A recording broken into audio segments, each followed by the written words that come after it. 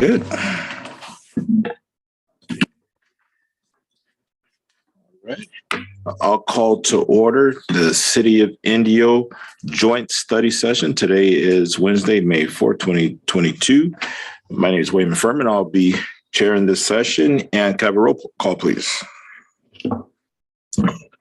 Councilmember Holmes. Present. Councilmember Miller. Present. Councilmember, Mayor Pro Tem Ortiz. Present. And Mayor Furman. Present. And absent at this time, we have Councilmember Ramos Amit. All right. If I can ask everyone to stand, join us in pledge.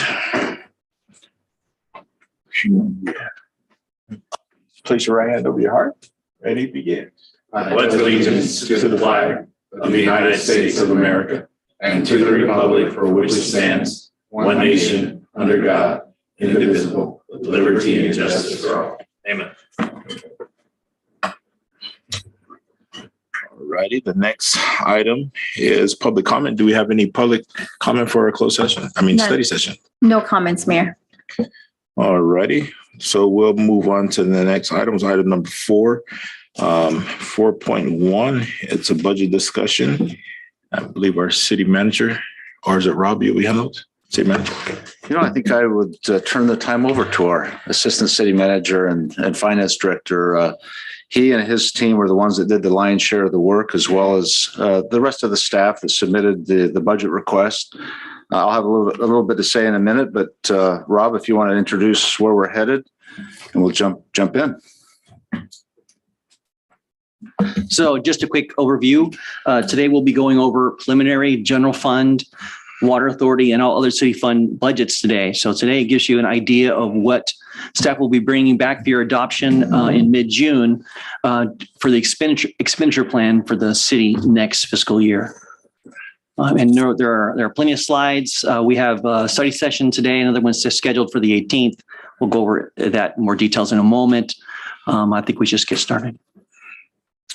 Perfect. So just outlining where we're headed, as Rob just indicated today, focusing on the general fund as well as the Indio Water Authority, introducing the capital improvements plan.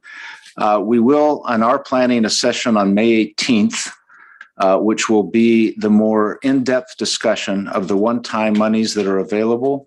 You'll see as Rob goes through some of these items, that dollar value is quite high. It's over $20 million that would be available for our discussion on May 18th. That number may go up or down, depending on some of the discussion we have today.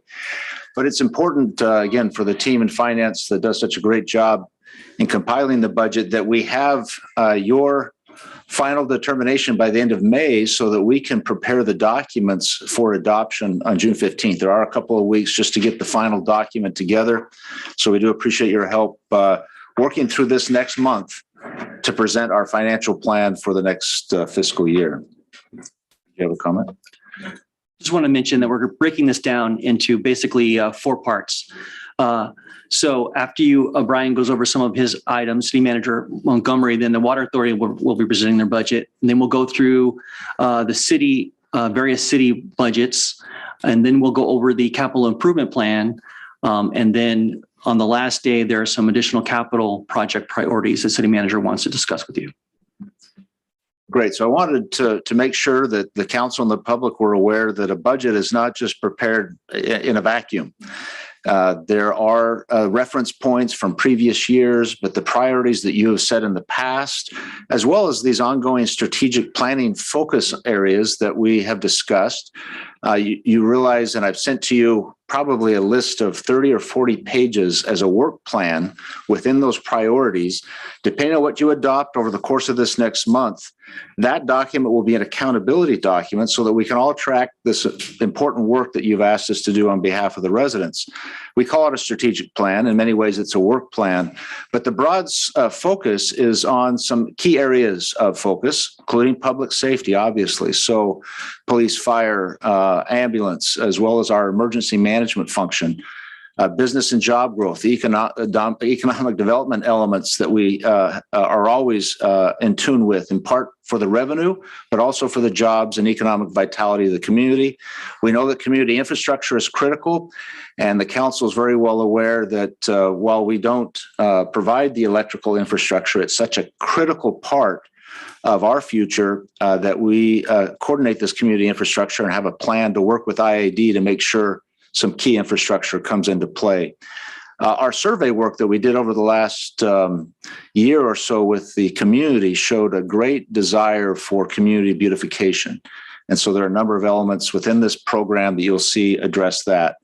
There are goals under each one of these. I know the print is small and we won't read these. I won't read these to you, but if we're focusing on public safety, for example, well, that is our area of focus. What do we want to achieve? And it's to make sure that we're taking all of the prudent and possible steps for continued effective and efficient police, fire, ambulance, and emergency preparedness planning. So of course, we coordinate some of that with other agencies, including other law enforcement agencies in the Valley. So there are 8 of these. These are the first 4. The next relate to downtown and Highway 111 revitalization, the outreach and communication and participation to make sure that we're informing the public and receiving input from the public relative to what we're striving to achieve. The festivals, events, arts, and culture is an area of focus. And the sustainability function not only relates to the environment, but the financial sustainability, the operational excellence that is needed. So just wanted to make sure you knew that these were not forgotten. And these are, as you see in every item that we'll discuss with you today and then our next meeting, will fall under one of these 8 categories. If it doesn't, one would argue we shouldn't be considering it. So again, it's a powerful framework. We have a list, as you've seen, and as I've stated, somewhere around 120 items to be accomplished. Those are action items. We'll modify that document after the budget sessions and then present the final document to you. So as Mr. Rockwell indicated, it's time for our team from the Indio Water Authority, our General Manager, Ray Trejo, to introduce the budget for IWA.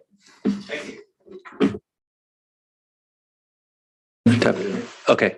Thanks again for having us here today.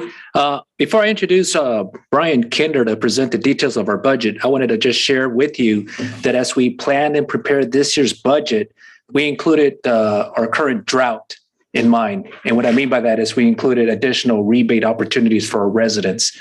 In addition to that, we included planning and design efforts in preparation with Chromium-6, which is a big issue for us as a utility. The drought is out. It may have some significant impacts to our residents, but part of this project also incorporates that as well. With that, I wanted to make sure that Brian presents the details of our budget. He's done a great job. He keeps us in line with our budgets, as well as is very successful with our audits and anything that needs to be communicated to Rob. Great relationship. So I want to give Brian the opportunity to present today's budget. Thank you very much, Ray, for the great introduction here. What I'm going to do, I'm going to go over the budget. So the team at the IWA, went through and we kind of looked at, what are our priorities for this year, for our budget, and mainly, they are to provide customers with safe and affordable water, while ensuring reliable water delivery. That's our main budget goal. And so I'm going to go over our recommended budget, and I will start with the revenues. And so this year, with the revenues, what we're budgeting basically is stable revenue, nominal growth. And so with the water utility payments, we're looking at about 2% growth. And that's from new accounts only. There are no rate increases in this budget. So it's just your normal stuff that you would see from new accounts, people moving in the area, development, things like that.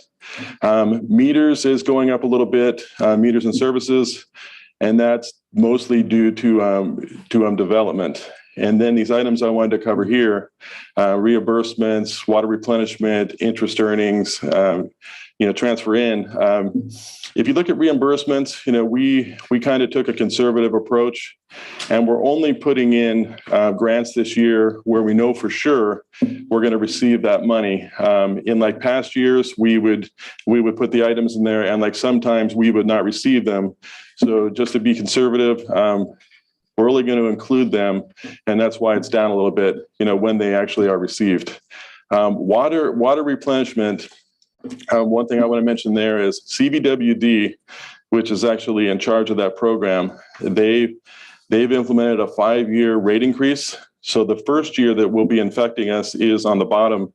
So it's going from 72.27 an acre foot to 79.14 an acre foot, which is about a 10% increase. So over the next 5 years, it should go up about 10%. This is a pass through. We actually pay and then we're reimbursed. So it's really not a revenue. It's just a pass through item. And then on the very bottom there, we see transfers in. That's down because we're doing less projects. We're just kind of finishing up what we started. We're not doing anything new. So on the expenditure side, one thing, we're really only budgeting about 1.6% more over last year's budget. And so the biggest item is the fixed asset expense item. And that's, most of those items are due to Chrome 6. I don't know if you're aware of that actually coming out by the state. They've actually re-implemented their MCL back at 10. So we have to plan for that. And so that's going to actually, this is kind of the start of that plan. So that's going to be going up. We're doing a grant to add 5 new homes to the water system, and we will be reimbursed for that.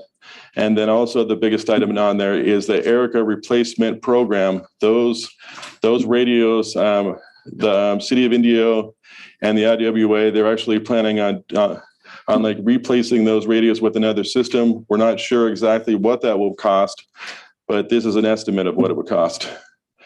So our operating budget, we're actually going to balance it with, we're going to have revenues of $24.5 million. We're going to use unallocated fund balance, which is fund balance that's not for a particular purpose. And then, to balance the budget of 25.5 on the bottom. And then the next items are basically the CIP we'll be doing. Fund 812 is basically funded with, water ratepayer funds. So we transfer funds into this 810 for just better tracking. And so these are some of the projects we'll be doing, over the year that are planned.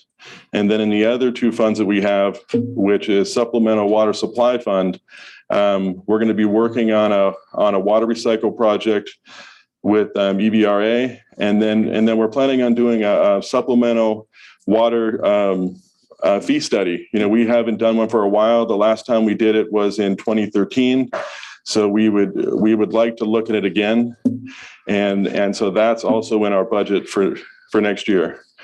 And then the final item, which is our water development impact fees, we're just basically working on new IWA well drilling and equipping, just the design portion, because, to actually build a well, it's very expensive, but this is kind of just looking at the design and just figuring out where we're going to drill new wells, so, we can keep up with development.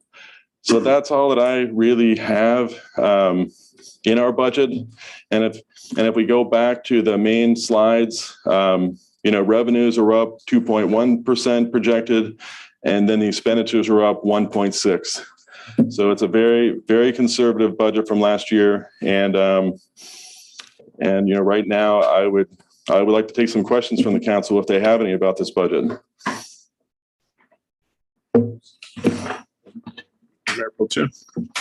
Thank you. Thank you for the presentation. I have 2 questions. First one, regarding the drought rebates. Can you get a little more into the details on what we're saving for that? Yeah, I can speak to that. So our total conservation program is $630,000 for this coming fiscal year. And what that includes is predominantly turf rebates. I have the detail with us. It's just over $500,000, mostly turf, because what we see is that program has been the most effective program that we have. As an example is everything we budgeted last year has been allotted. Nice. And so we want to continue that momentum. Okay. If there's any grant funding, and what Brian mentioned before is that we are applying for grant funding, but we're not placing it in our budget, because if it doesn't come through for whatever reason, we don't want to pick from another pocket or another budget balance to make up that difference. So we're very conservative. In the event we do receive grant funding for $150,000, which we're going after, we'll just supplement the existing $500,000 for turf and add another $150,000. That's our approach to that. And then do you picture the amount that we're refunding per square foot staying the same, or do we see an increase? That's a great question, because at the regional level, various agencies have different approaches. The only reason we're keeping it at $2 a square foot is that it's fully allocated. We're not struggling to give the money away per se, or at least have residents come and take that opportunity.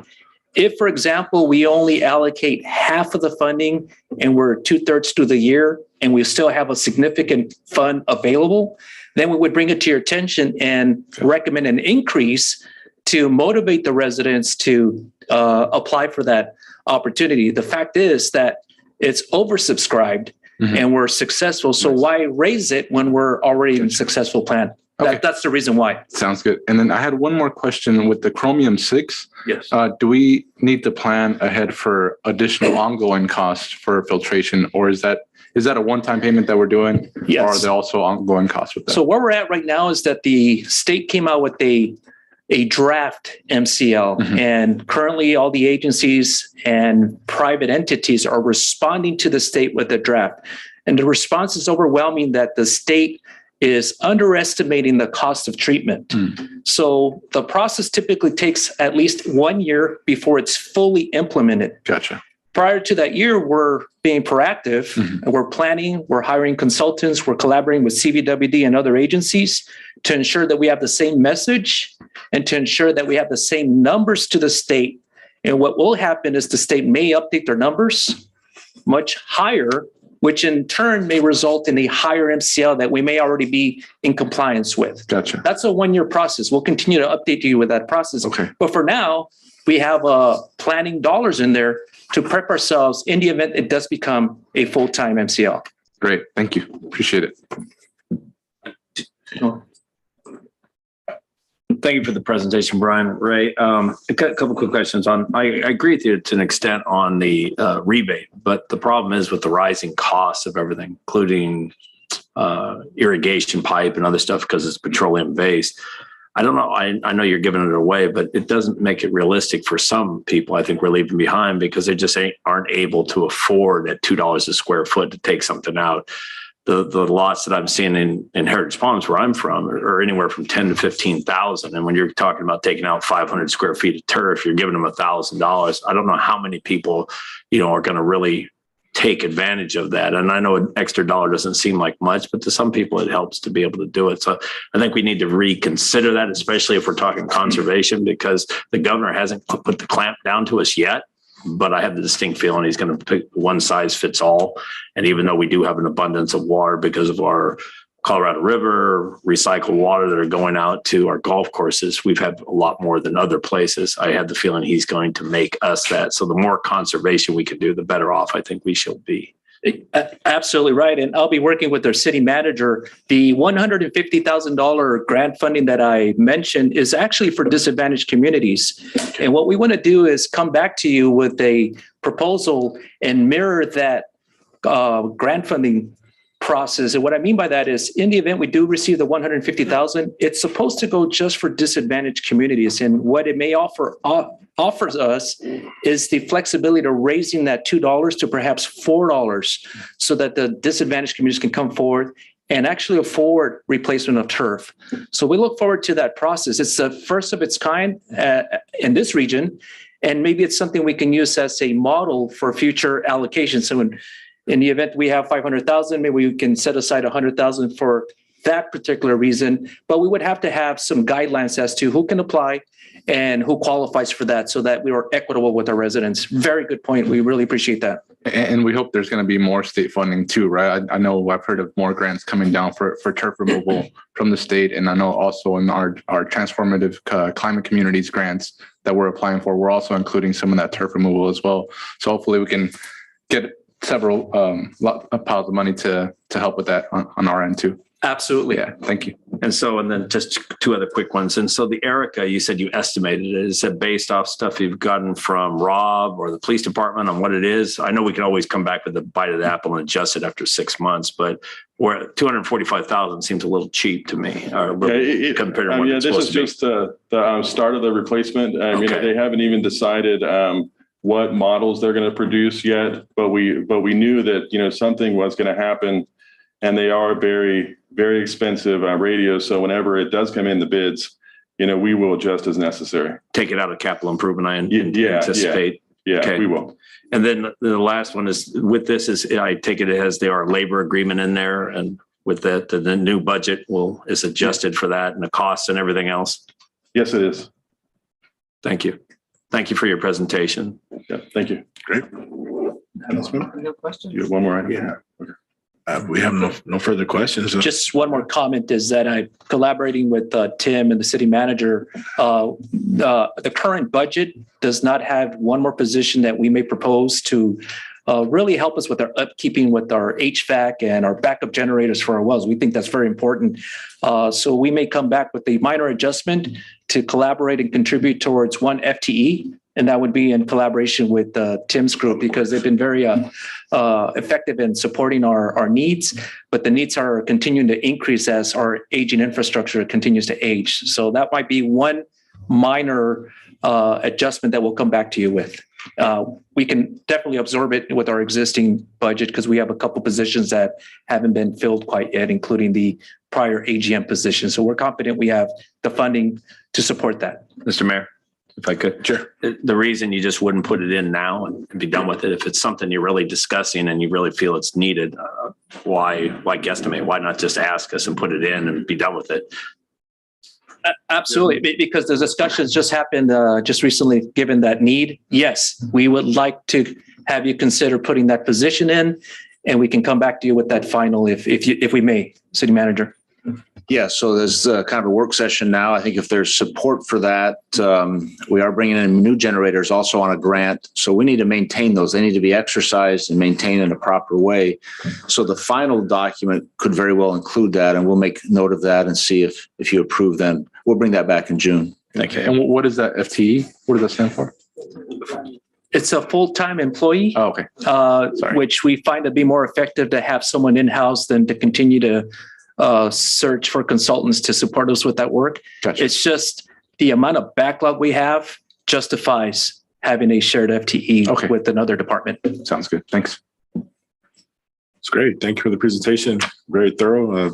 City Manager, you want Just comment. Yeah. Brian, you have a few comments or? No? Oh, no, I think I'm good. Yeah. I just wanted to make sure that I covered everything. Oh, yeah. No, you're good. All the questions from the council and anyone else. Yeah. Got two Brians here, so it's hard to keep track. All right. Thank you very much. Yeah. No, we appreciate it. Thank you. Yeah. They do a great job up there. And as you know, Ray has taken over as the general manager. He mentioned he was the assistant general manager. We have not filled that position. Ray is wearing two hats, and his whole team is working hard up there, as you well know, to make sure that the ratepayer dollars are used wisely. And I admire them for how they do their work. Passing the baton back to Mr. Rockwell, and I think this is my 30th municipal budget that I've been a part of. His team has done an outstanding job, and Rob specifically, to present a budget that's just very easy to understand. So as he goes through that, goes through the budget, and you see the operational items and the innies and the outies, as we call them, I think it'll be very clear and understandable, but we're certainly available for other questions. So if we can have the PowerPoint back up, we'll let Mr. Rockwell do the magic that he does in explaining this so well.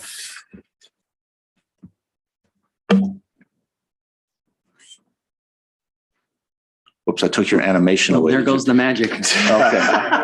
Do you have I have the keyboard. I have all the power. Oh, then you can make it happen. So I just wanted to go over a few preliminary items with you. I was going to do the presentation from here, but I can go to the podium if that's your preference. So just let me know. Whatever you're more comfortable with. That's well, there's several slides, so maybe this is a better spot for me. So all of you and online, we prepared this preliminary proposed budget document, and it's actually fairly thick. We have slides today that kind of go through each section of the budget. So it's kind of like a layer cake, and kind of like the slide represents. We like to build the budget in sections, and each section is specific to a purpose. And within these sections, there are lots of individual budget units. So in this case, once we get all the layers together, we're talking about a $250 million expenditure plan. And if you add the water authority to that, it's 275. I wouldn't hesitate to say by the time we get through adding a few more CIP projects, you'll be adopting a $300 million expenditure plan in next fiscal year. And that's pretty significant. That's certainly higher than it's ever been in the city before. And some of those reasons are we have coronavirus rescue plan funds that have come from the feds of $20 million. We had better revenues last year that came through on sales taxes, and we now have accumulated that are now available for capital projects next year. The economy, while it's looking kind of shaky from inflationary perspectives, the revenue has been coming in very, very consistently and growing. So we're going to cover all these sections in the document you have through the PowerPoint presentation. And of course, if you have any questions along the way, please don't hesitate to ask. So with that, we'll go into details on each of these sections. So first, we're going to start with the general fund. The general fund is almost a $90 million expenditure plan. And what we have not included in that total is about between the general fund and the special revenue fund group, which is also $32.8 million, we have not included in there $37.9 million in those funds that are going to be transferred to the CIP fund. So what we do in the accounting world is that we budget for the revenue to come in one place, and then we budget to move it to another. So often the appropriations represent not just the receipt of revenue, but the transfer of funds between different fund groups. So sometimes the numbers can look a little inflated. So what we've done here is we've taken out some of those duplicates so that you have a more pure perspective of what the true expenditures are. Because frankly, I can move funds around 10 times and make the budget looks 10 times bigger than it really is. Of course, that's fun, but nobody would appreciate the outcome. So this is more of a true perspective of what the expenditure plan represents. So the first thing I want to go through, and if you're following along in your book, we're going to go over some general fund revenue assumptions and what's changed from the current fiscal year, what we're assuming those changes are for next fiscal year. So here you can see that we're assuming about a 6.6% increase in general fund revenue, and that totals about $6 million of new general fund revenue. And this breakout here kind of shows you what the categories are that we're assuming the revenue increases in. For example, taxes up 4.5%. When you see declines of 55% in the category of other governmental agencies, that just means that there's a small grant. That's a small number. It's a small grant that we're not getting next year. It's not anything to be concerned about. When you see like a 65% increase in license and permits, that's because we now have a short-term rental permit that's in that group that made the numbers look quite larger than in the past. In the categories of use of assets, that's just some of the downtown leases we have. In prior years, we had things like White Steel and we had a Unicars Honda that was renting property. Those are now out of this particular section. Charges for services, that includes the new fees that you adopted this late last year. And then in the category of other financing sources, the majority of that is the Public Safety Community Facilities District, the assessment that revenue is transferred into the general fund for police and fire services. If you look in the document that was handed out and in the online version, you'll see that these revenues are broken into different categories in more detail. And if you want to reference that later, you can see more specifically that we're assuming property tax revenue is up 5.5%, sales tax is up 4 to 5%, utility users tax up 2.3%. There's more details in there if you want to. And then if you go into your workbook, after those pages, you have actually individual line detail that not only captures what the revenues have been in the past several years, what we're expecting this year, and then exactly what we're expecting next year. And so if the council wants to discuss some of the assumptions into why we think some of these revenues are going up or some of the revenues are going down, we can have that conversation. the premise here is that you have all this detail available to you. This document is full of a lot of historical information and a lot of numbers. And certainly I don't want anybody to get lost in those details. But if you want to look at the history, it's there. If you want to focus on the present, then that's easy to do as well. So on the general fund side, we are expecting almost $90 million in expenditures. That's about $9.5 million in expenditures than in the current year budget. And again, that's excluding about $29 million in transfers that are going out to the CIP. $9.8 million in general fund revenue. So just those two factors alone, that's about a $9 million surplus in the general fund. And that is because we haven't included any transfers out from Measure X to CIP projects. And I'll go into some more detail on what the 9.5 totals. But if you look at the summary versions, just the fact that we have a $9 million surplus before we start talking about the one-time projects, that's a very positive situation for the general fund. Okay, so $9.5 million in appropriations. And here's a slide that kind of gives us the breakdown of what's really generating that increase in appropriations next year. Well, we have about $742,000 in increased labor costs. That includes all the COLA increases that you authorized for the employees. It also includes 5 new positions, which we'll go over in more detail momentarily. But it also includes about a 5% attrition rate. What that means is that we've assumed, because of the vacancies that are hard to fill in this time between filling vacancies, that we're going to have about this is a 2%, and it's 2% of all general fund costs. You'll see on the other slide later where the attrition rate is 5%, and that's because it's 5% of salary and benefits. But anyway, the idea here is that we've assumed there will be some savings, and we've built that into the budget plan. Some more cost increases, the fire contract. The fire contract looks like it's going to go up $900,000 to $1 million in costs. And the reason for that is mostly because last year the governor used some of the state's one-time money to offset some of he used it to reduce some of the fire contract costs. He paid down some of the PERS costs, and I'm sure Chief White could probably provide you some more details on that. But I think what he basically tell you is a lot of that is being driven by the state because of their contract labor negotiations and their changes in the admin overhead rate that's really driving that.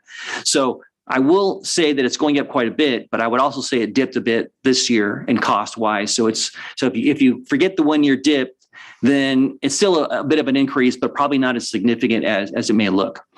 We're also assuming some increases in festival costs next year. These are reimbursements that come through for the festivals of about $723,000 that are built into the budget. The animal service contract with the County of Riverside. The county has also been making some adjustments, and that contract looks like it's going to increase about $350,000. And Scott Trujillo is here, and he can provide you some more details on that if you have any questions. We have included into the general fund budget $500,000 for contingency items. So as items come up during the year that need to be funded, this pot of money will be accessible to cover some of those unexpected, unplanned expenditures. We have included in this $9.5 million, $5 million to pay debt for borrowing money to build the new public safety campus and the city hall. Those are lease revenue bond debt service payments. We won't be paying the whole thing next year, just about 75%. So on average, given that these two projects are going to cost about $100 million combined, the actual annual debt service will be something between $7 or $8 million a year. Some of that's dependent upon what the market conditions are in July when we go and issue bonds. Could be a little bit cheaper for us, more inexpensive, or could be a little bit higher. We don't think it'll be more than $8 million though. So that's what we want you to know. That's where we are on that project. But $5 million is in the budget and as presented to you today. Also, a few of the things that were authorized this year that we needed to put into the budget for next year: $200,000 for the Tamale Festival services. Second Saturday events, continuation of the downtown activation, it's $150,000.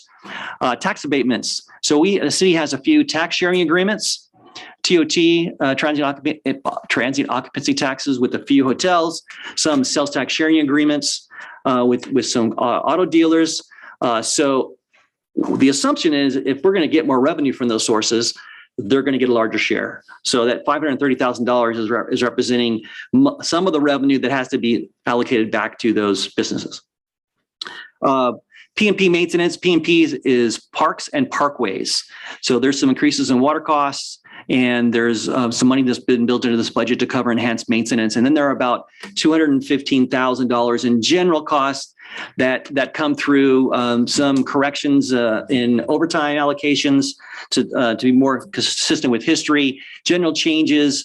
If we saw some contractual utility obligations that need to be increased, because we didn't just, it was all about right sizing the budget in various areas. And then also there's the internal service costs, which are being passed through the general fund, which make up some of that increases, particularly in information technology, which we'll talk about a little bit more in a few minutes. Okay, new positions. Built into the budget is 3 facility maintenance workers. These will be positions that'll be working at a building and grounds.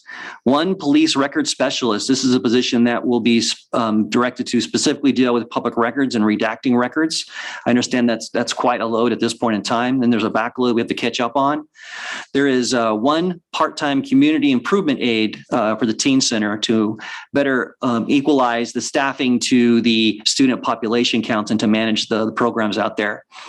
While not specifically called out in the budget, we wanted to let you know that we did fund 3 sworn positions at a community service officer level. That means we funded it a little bit lower with the assumption that 3 sworn positions, which are already difficult to fill, that are probably going to be vacant anyway because we can't fill them fast enough, we're going to fill them on a temporary basis with community service officers, right? So they can actually get some work done while we look into recruit the actual officers that will fill those positions in the future. Also, as mentioned, we built in salary savings, in this case, 5% of actual general fund salary and benefits into the budget assumption. Okay, in a nutshell, that's the general fund revenue assumption. And I went through a lot of information very quick. If you go to about page 5 in the handout I gave you, there's a general fund summary right there of all the general fund departments. Historical expenditure amounts, how much the budgets are changing, what the bottom line is for all of those. And we do have a meeting, just to remind you again, in 2 weeks, where we'll be happy to entertain questions so that you don't have to ask all your questions today. So zipping right through to the next layers of this budget, we have 31 special revenue funds. And special revenue funds are created so that if we have money that's restricted for a particular purpose, it goes into the special revenue fund. Contrary to everything that can be spent on any purpose goes into the general fund. So that's why special revenue funds exist. So we have about 31. For some examples, gas tax, Measure A, Proposition 172, gas tax and Measure A money is restricted to transportation type of expenditures. Prop 172 is restricted to public safety expenditures. And as you know, we have hearings for CDBG money. That money has to be spent on specific purposes. So that's what this group of funds represents. So in total, we're assuming we're asking for permission to spend about $1.1 million in expenditures than are planned this year. And revenue is down about $12.8 million. Now, the reason the revenue is down, that just simply represents that we got the revenue sooner than we expended. And the majority of this is the ARPA money. This year, we will receive $20 million in ARPA money, all the full allocation into entrenchments. So that big negative in revenue just means that we've already got the revenue and we're not expecting it again next year. All right, capital project funds. So here we have 13 funds that capture planned expenditures of revenue restricted or committed to capital outlays, including the acquisition of equipment and the construction of buildings and infrastructure. So in these categories, our development impact fees are in this category, along with some other grants that might be specific for construction, not services. In this case, the capital projects are, the total is $70 million. It's about a $58.9 million increase in planned capital project expenditures. We're going to spend some time at the end of this study session, for sure. If not, then for sure at the beginning of the next study session on exactly what those capital projects are. Then about $80 million in revenue. That includes the transfers in from the general fund and special revenue funds that I mentioned a few minutes ago. And we're going to go over that in more detail in a few minutes, but that's a pretty significant increase in capital project plans. We have one debt service fund in the city. This is where we put the money to pay for the adjustment obligation bonds. It's required to be in a fund all by itself. And we have 5 internal service funds. So internal service funds are mini business operations. They're assumed to be business operations, but their customers are other city departments. They don't provide services to the public, and that's why it's an internal service fund.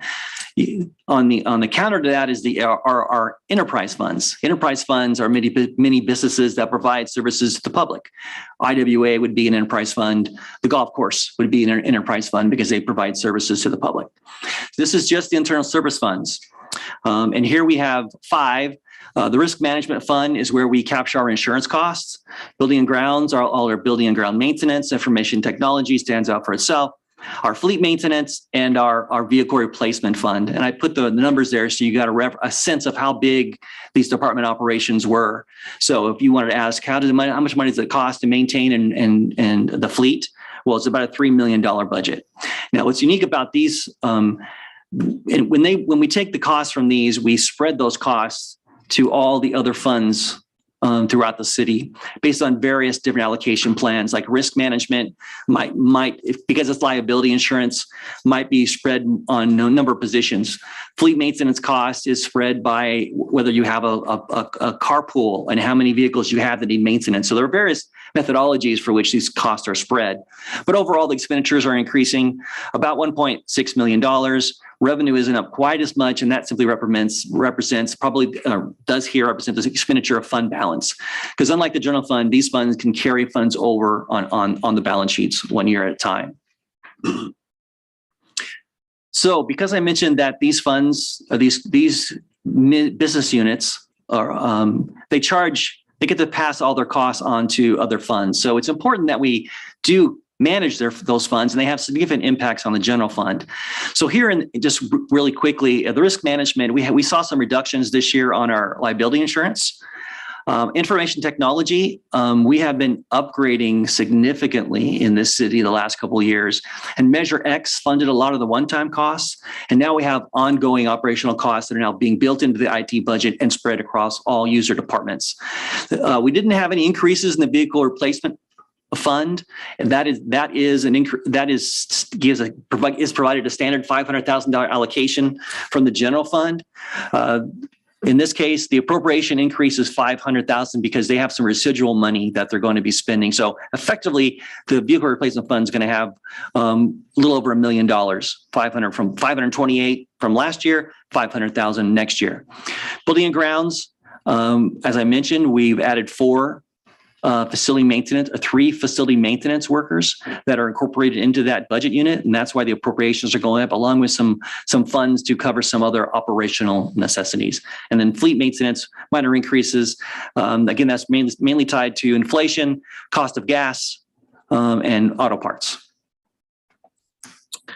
All right, mentioning the enterprise funds, we have 2 enterprise funds. We have the golf course, and we have a hybrid version of the Indio Water Authority. This is not meant to represent the Indio Water Authority. It's just that the employees of the Indio Water Authority are city employees. So we have a fund that collects all of these salary and benefits costs, and then we effectively bill IWA for the cost of those employees. So this just represents that function of IWA and the golf course. So overall, not a whole lot of change, about $1 million more increase in expenses, and about a $400,000 increase in revenue. I do want to mention, though, having been here almost 12 years, the golf course has struggled, and it's a long time. And the city bailed out about $700,000 to bring the golf course back up to even. And that was probably 4 or 5 years ago. But that was just as Landmark took over. And today, I'm happy to report that the golf course is actually performing very well. It's good to see revenues coming in higher than expenditures, and things are going well for the golf course today. Okay, infrastructure assessment district. So the city council doesn't necessarily have to adopt budgets for assessment districts. and service districts. These are commonly referred to as the Melrose districts because they cover debt, but we incorporate those budgetary plans into the city budget document. We do that for disclosure. So everybody can see exactly how much money the city's managing, and that we're only collecting what we need to pay for the debt service for those particular assessment districts. There are 19 of those in total. And again, the detail is in your document or online if you want to see those. Overall, not very significant changes in expenditures, again, because most of that's just paying debt service on bonds and minor increases in revenue. The most significant driver of the revenue increase are the CFD 2004-1, 2004-2, where there is a 2% inflationary increase in revenue that's adopted by the city council. That revenue is passed directly to the general fund to offset public safety costs. Again, we have 4 joint powers authorities that we include in the budgetary document. Now, joint powers authorities have their own boards. The Housing Authority Board, which City Council sometimes meets, you are the City Council Board, or you are the India Housing Authority Board, but of course, it's a different hat you have to wear. So when we adopt the budget, typically we ask that the City Council and the Indio Housing Authority meet concurrently, and then you adopt the budget as one action. But effectively, these budgets for the authorities could be adopted separately, and some of them are. The India Housing Authority is adopted with our budget, and the successor agency is a good example of something the City Council doesn't necessarily control, but we incorporate it into our budget, again, for transparency reasons. And then the Indio Public Finance Authority and the Indio Finance Authority, those are bond borrowing mechanisms that where we transfer money from the general fund or other funding sources into the Indio Finance Authority, which is effectively a different governmental entity, and it makes debt service payments on the bonds. So it's a financing mechanism. So again, those functions are just basically passing through money to pay for debt, but again, they're in the budget document for transparency reasons. Okay, summary on position changes. As I mentioned, we're adding 5 positions to the recommended budget. That would bring the total to 340 funded city positions, 289 full-time, 42 elected or appointed, and 9 part-time. And then just for reference, I always like to throw in something. In this case, I threw in some totals from fiscal year 17-18, where the city had 245 full-time positions and 305 in total. So you can see position-wise, we've grown a lot over the last 5 years in the city. Okay. Now onto the stuff you've really been wanting to talk about, CIP projects. Unless we want to address any questions relative to the general fund or special revenue funds that were just reviewed. I just have one question, or if you can expand on, we talked about the 3 CSO hires. Can you explain like what that actually means as far as they're already budgeted, correct? And we're just going to hire. And I just think it's a great idea. And I think it needs to be expanded more for the public to understand that they're actually getting more service from our department. Exactly. Yeah. I think the chief will best be able to describe the functions that you know, Mayor, well, what they would be. Just from the financing aspect, as Rob indicated, there are funds available within the police budget that we're not able to access as quickly as possible by filling vacancies. The CSOs will be the community service officers will be much easier to fill than would be a police officer. So rather than just keep that money hostage, so to speak, Rob said it well, let's use that money, put it to work, and the chief can describe what that work would be. The CSOs do things that don't require a badge and gun, essentially, although they do have a badge. So they'll take reports on burglaries, missing persons reports, traffic collisions, that sort of thing. They do a lot of paper calls, I guess is what we would call them in police work. So essentially we're just asking for positional authority, and because we can absorb it in the budget. It takes, once we actually hire a police officer, it takes a good year before they're actually doing any work for us through the academy and training, et cetera. So that is much quicker. And we know that, for instance, about 30% of our reports are traffic collisions. So they have the ability to investigate those collisions. So it just makes good business sense. the they being those CSOs. So these police officers can go do all the other important work, and it's a force multiplier. And bring in 3 new jobs to local residents that will be put to good use, rather than, again, just hoping to fill vacancies in the future that we know we're not going to be able to do at least this next fiscal year. And also, correct me if I'm wrong, this also gives them opportunity to apply for a police officer position while they're CSOs, correct?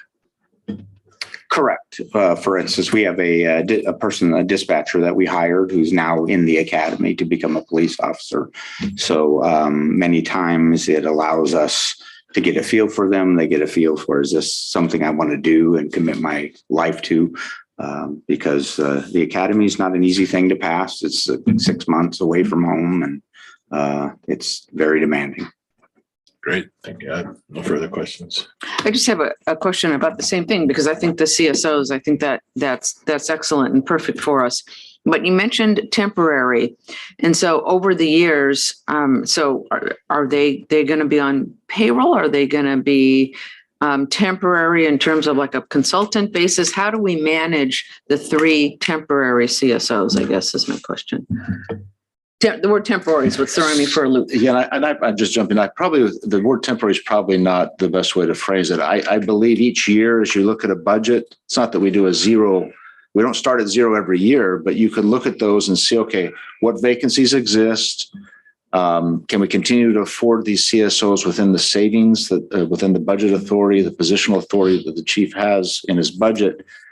So each year, I think we'll evaluate it, but it wouldn't be temporary in the sense that we would hire them and say your term of employment is only 1 year or 3 years or whatever. Exactly. Yeah. Okay. Exactly. They would, the intention, I think, and the chief will put in good work, is we hire these folks, we hope they're here for the career. And that as we move through the budget cycles, more money will have to eventually be appropriate over time for police, but we intend to do that anyway. Very supportive of public safety. The city council always has been. Mm-hmm. In fact, Rob showed you the increases in positions from over a 5-year period. Well, majority of those were for the police department, and for good reason. Great. Question number. So now is the time for Mr. Wassel to shine, and he loves this. And let me just reiterate a couple things. So I mentioned earlier there was a $9 million surplus in the general fund before CIP project. So we've taken that $9 million and another $20 million in fund balance. And Tim Wassel has put that to good use with the list he's going to provide to you now. So the list that he's providing you now are all funded in the proposed budget. Yeah, and to echo that, I think it's important. The word surplus, the $9 million surplus is because of Measure X. But the purpose of Measure X, as you indicated to the voters and as they reaffirmed through Measure E, is to do the work, the one-time capital projects that Mr. Wassel leads. And so if you actually took Measure X out and said that is exclusively, we actually have a slight operational deficit. And we just need to keep that in mind, that we need to continue to be wise with regard to our operational expenses, because if it weren't for Measure X, there would be no surplus at all. There would be a deficit. But we know we can manage that very small amount. It looks like it's projected to be about $300,000, and we can work that through during the fiscal year over $250 million. But Measure X was intended for the very purposes that Mr. Wassel gets to lead, and we'll address now. Quick, I just want to capitalize on that, but I mean, we do need to make sure we capitalize on the structural sound budget where we're not running a deficit. I mean, 300,000 is something I think we need to do. I think it's something the public expects. On Tim, on the one-time money, I do believe that we need to do it. But when you're talking about $29 million, we're talking about one time $29 million that goes through. So it needs to be utilized to the best of our ability. But I think people need to understand that it's a one-time deal and it's not something that's going to be continuing to go on. Like the chief is talking about adding the 3 CSO officers. Because of the lack of ability to be able to hire officers, there will always be that fund there. So those 3 positions would always be capitalized in the budget already. But if we were to be full, we would have to fill those vacancies with extra money coming into the budget, which then would put a structural deficit back onto us again. But we need to get out of the structural deficit.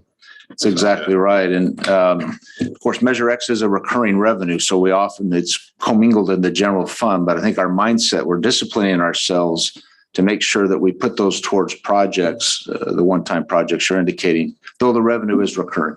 But the one other thing too is if we build it, we must maintain it. Yeah. And that's where the issue is going to be, because we put in another $40 million worth of improvements. We got to pave more roads. We got to do more other stuff that's now going to get on. So we also got to think about it that way. Same with parks. If we're going to build them, got to maintain them. And that's the thing of, maintaining them from the jump, so we don't have to come back and start from ground zero on some of these roads. So it's important that we also maintain. And so, Mr. Walsall, the floor is yours, sir.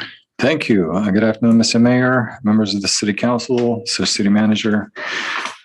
So if you would like to pull this that's in your packet, and if I can have Matt maybe pull it up on the big screen also to make it a little easier. And the reason why you're seeing it getting smaller and smaller because certain people in the city manager's office keep adding more and more projects for fun. But this is all great and exciting.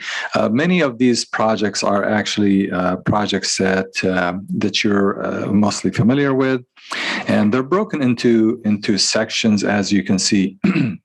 So you have your bridges. Let's see if he can get it up here just a second. Thank you. Slides. And again, while we're waiting for that, my predecessor used the term, which I'm fond of what's above the line and what's below the line. So in honor of Mr. Scott, we do have the whiteboard in the room, and we use the same terminology. So what Mr. Walsall is going to review is what we believe is above the line, and then next study session on the 18th would be the discussion of what items right now are below the line, but you can decide because of the available funds if you want to put them above the line or not. So this is an above the line discussion. And I think Matt's just getting real close to. It's the spreadsheet that just was sent to you, Matt, from Bianca to be added.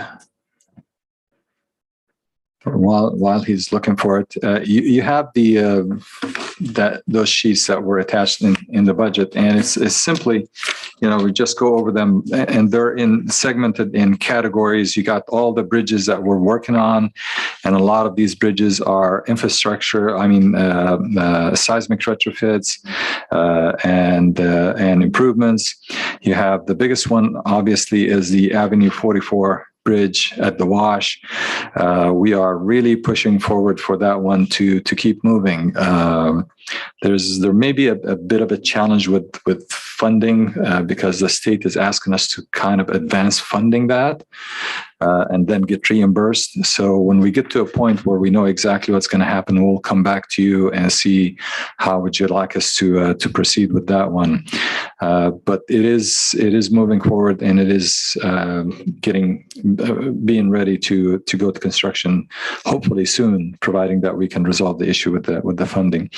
And then all the next categories, the projects that are listed under streets, we have the Madison Street improvements, which is the full widening of Madison Street all the way from Avenue 48 to Highway 111. We have street light upgrades in certain communities, the Phase 1 Kenner, and then we have another phase. Thank you. If we can just scoot it over. If we could slide it, Matt, to the far left, columns A and B. The other left. The other way. Thank you. So that's the list there. Again, we have Rancho Los Coyotes. We're still moving forward with that one. We kind of held that back just a little bit because we were wanting to find out from the Coachella Valley Water District if they wanted to do any improvements before we start tearing up the road.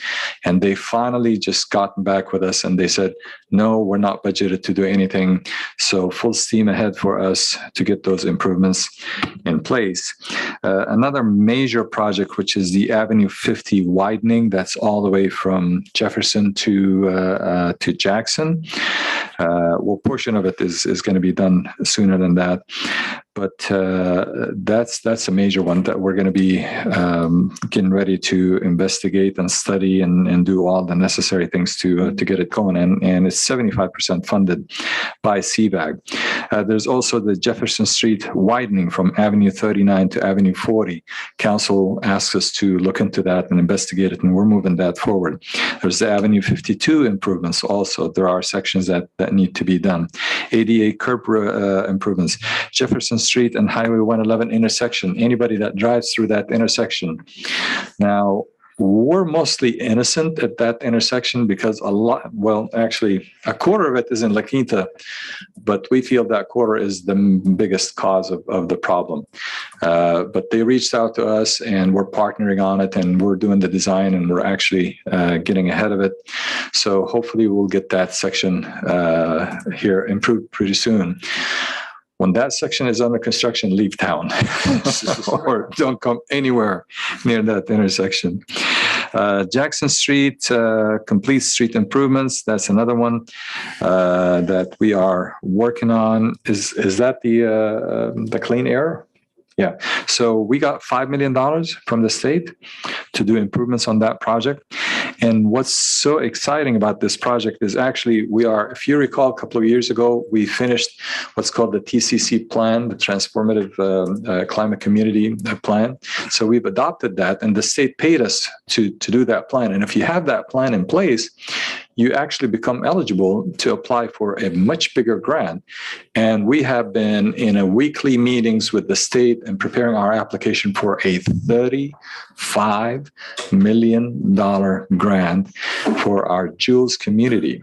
So this project here lends itself to the overall TCC plan. And as you are aware, also, we got the sports park, the funding for that, because we're required to put up a 50% match. And those two grants, hopefully, will count towards our match of us getting the $35 million grant. So we're looking pretty good for that grant, and we hope that we have a lot of projects, a lot of great ideas, and we're going to be reaching out to the community, make sure that they are engaged in what we're trying to do. But just to give you a taste of it, we're working on possibly doing some improvements to the homes, weathering and improvements, and solar, upgrades all the roads, sidewalks, some urban greening, extend the fiber optic into that community, street lights, all kinds of gardens, and the possibility of acquiring land for affordable housing. So all of these things, it's very exciting, and we're hoping that we will get that grant because it will be huge. So that's part of the excitement on that project. Shields Road, we're finally moving ahead with that one. We finally secured all the necessary right-of-way. So it's just a matter of moving forward and getting that punched through. We'll be doing a speed survey, a citywide speed survey next year. Many of you might have heard about AB 43, which allows us to possibly adjust the speed limits according to safety corridors. So we'll be able to do a little bit of improving the speed limits there. George Street improvement. This is a request that came to us from Golden Voice a couple of times. We're finally getting around to getting it done now that we have funding for it. It will improve the circulation tremendously during the festivals. And we will actually include that as part of the Avenue 50 widening investigation. So we're going to be retaining a consultant to do all the Avenue 50 improvements from Monroe to Jackson, and that will be thrown in there. And we're going to be looking at some driveways that are dirt roads and causing a lot of dust during the festivals. So we might be able to do something with those as well. And then we have some CDBG pavement improvements that I think we're going to be coming to you with deciding what those are here in the near future. Maintenance projects, the biggest one, of course, is the pavement management system that we have in the tune of $5.4 million. That's next year. But don't forget that I still have a lot of damage to do this year that I haven't started on that yet. So we're going to be starting in May with some slurry. And then we're going to pause the slurry for the summer and come back in the fall and finish the slurry. But also, we're going to be doing the major paving, a lot of grind and overlay in the tune of, I think, closer to $7+ million. So that's still going to happen here pretty soon. Our two major interchanges, finally, we can say that we are fully funded for our Monroe Street, our share. We're ready to go. Now, our next step is to go to Civic and say, hey, we got our share. Now, where is your share? But in addition to that, we're also working very hard. We've applied for the RAISE grant. That's $25 million. We submitted that application already. We also reached out to Dr. Ruiz, and there are two grant opportunities through his office. One is communities, and another one is the appropriations. So for the communities, I think we're pretty solid to get $1.5 million. The appropriation, we asked for 25. If you recall, last year we got the money and it was almost there. And then the bill got killed last minute.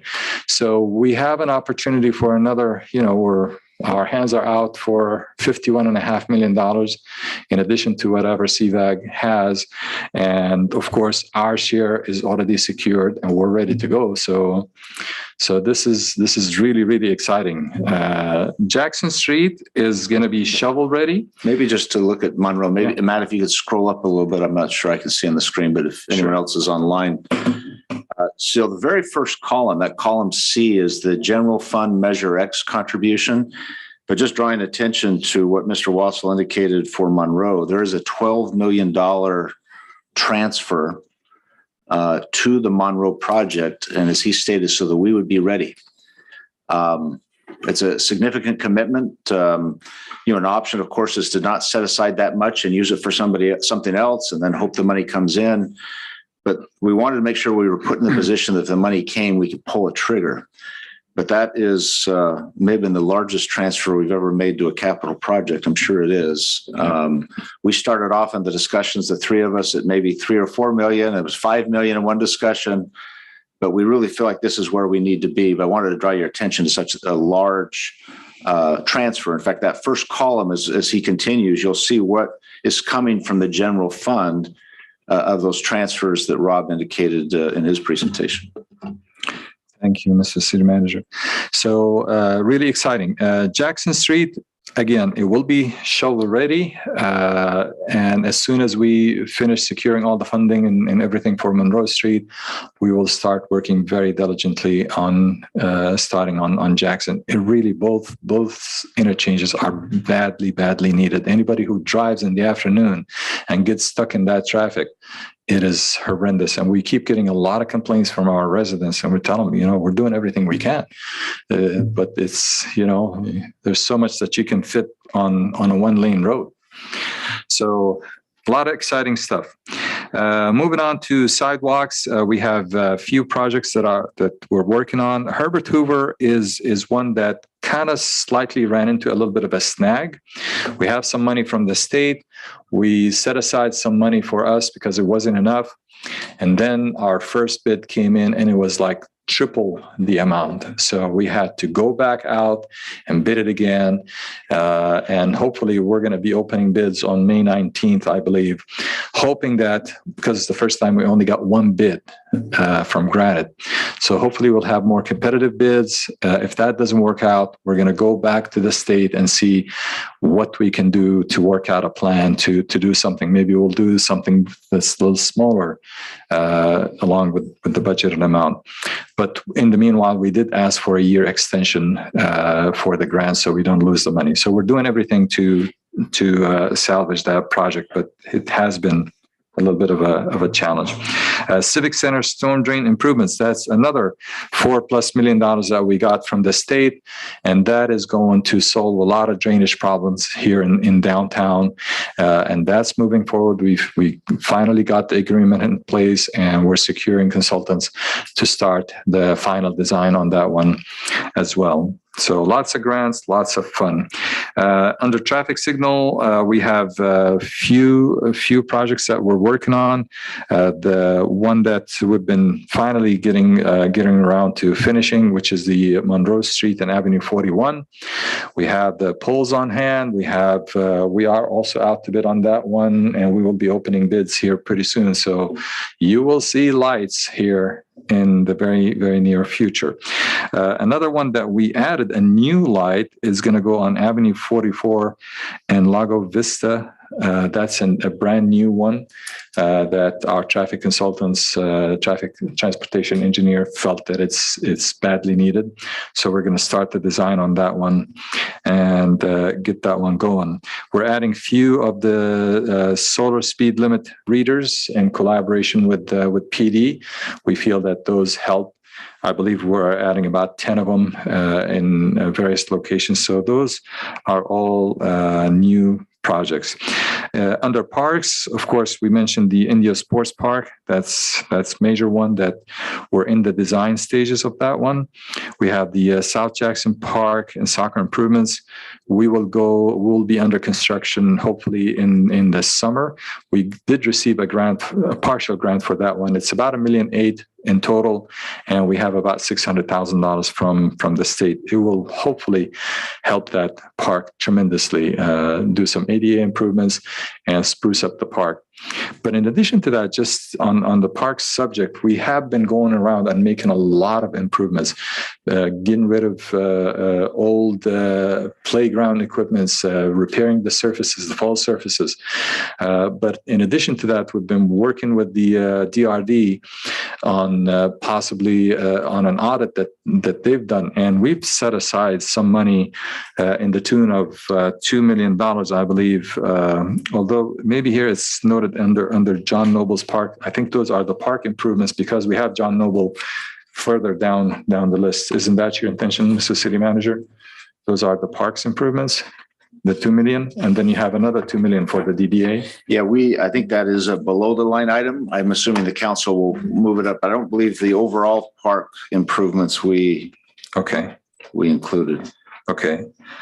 But that is definitely something that we've been very fortunate to have. I mean, just a little extra money that we've had from last year. I think we had about $500,000 that we've been able to improve a lot of these parks. Yeah, maybe on two items there. One, this study done jointly between the city and the Desert Recreation District, evaluating each one of our parks, what's needs to be addressed, from an ADA standpoint, as well as landscaping and other physical improvements.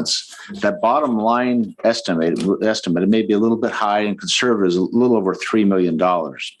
So in our discussions in our next study session, we want to make you more aware of what those details are. Whether DRD takes on the maintenance or not, these are items that need to be addressed. And maybe Mr. Wassel's right. We probably could have and should have put it in here above the line right away. But certainly it can be placed there in our discussion next time. But they're estimated to be over $3 million. So if we try to knock $2 million off of it or include the whole $3 million, we could do so. There was also a very small grant, Mr. Wassel, from the state. It's the Per Capita Grant, right, that we're going to plug in. Maybe just describe that briefly so that the councilors will. Sure. Yeah. So we get about $197,000, and we've allocated that to redo the irrigation on the sports park over at Miles Avenue Park. It really needs it because the grass is not growing correctly. Actually, the irrigation system was donated to us at one time.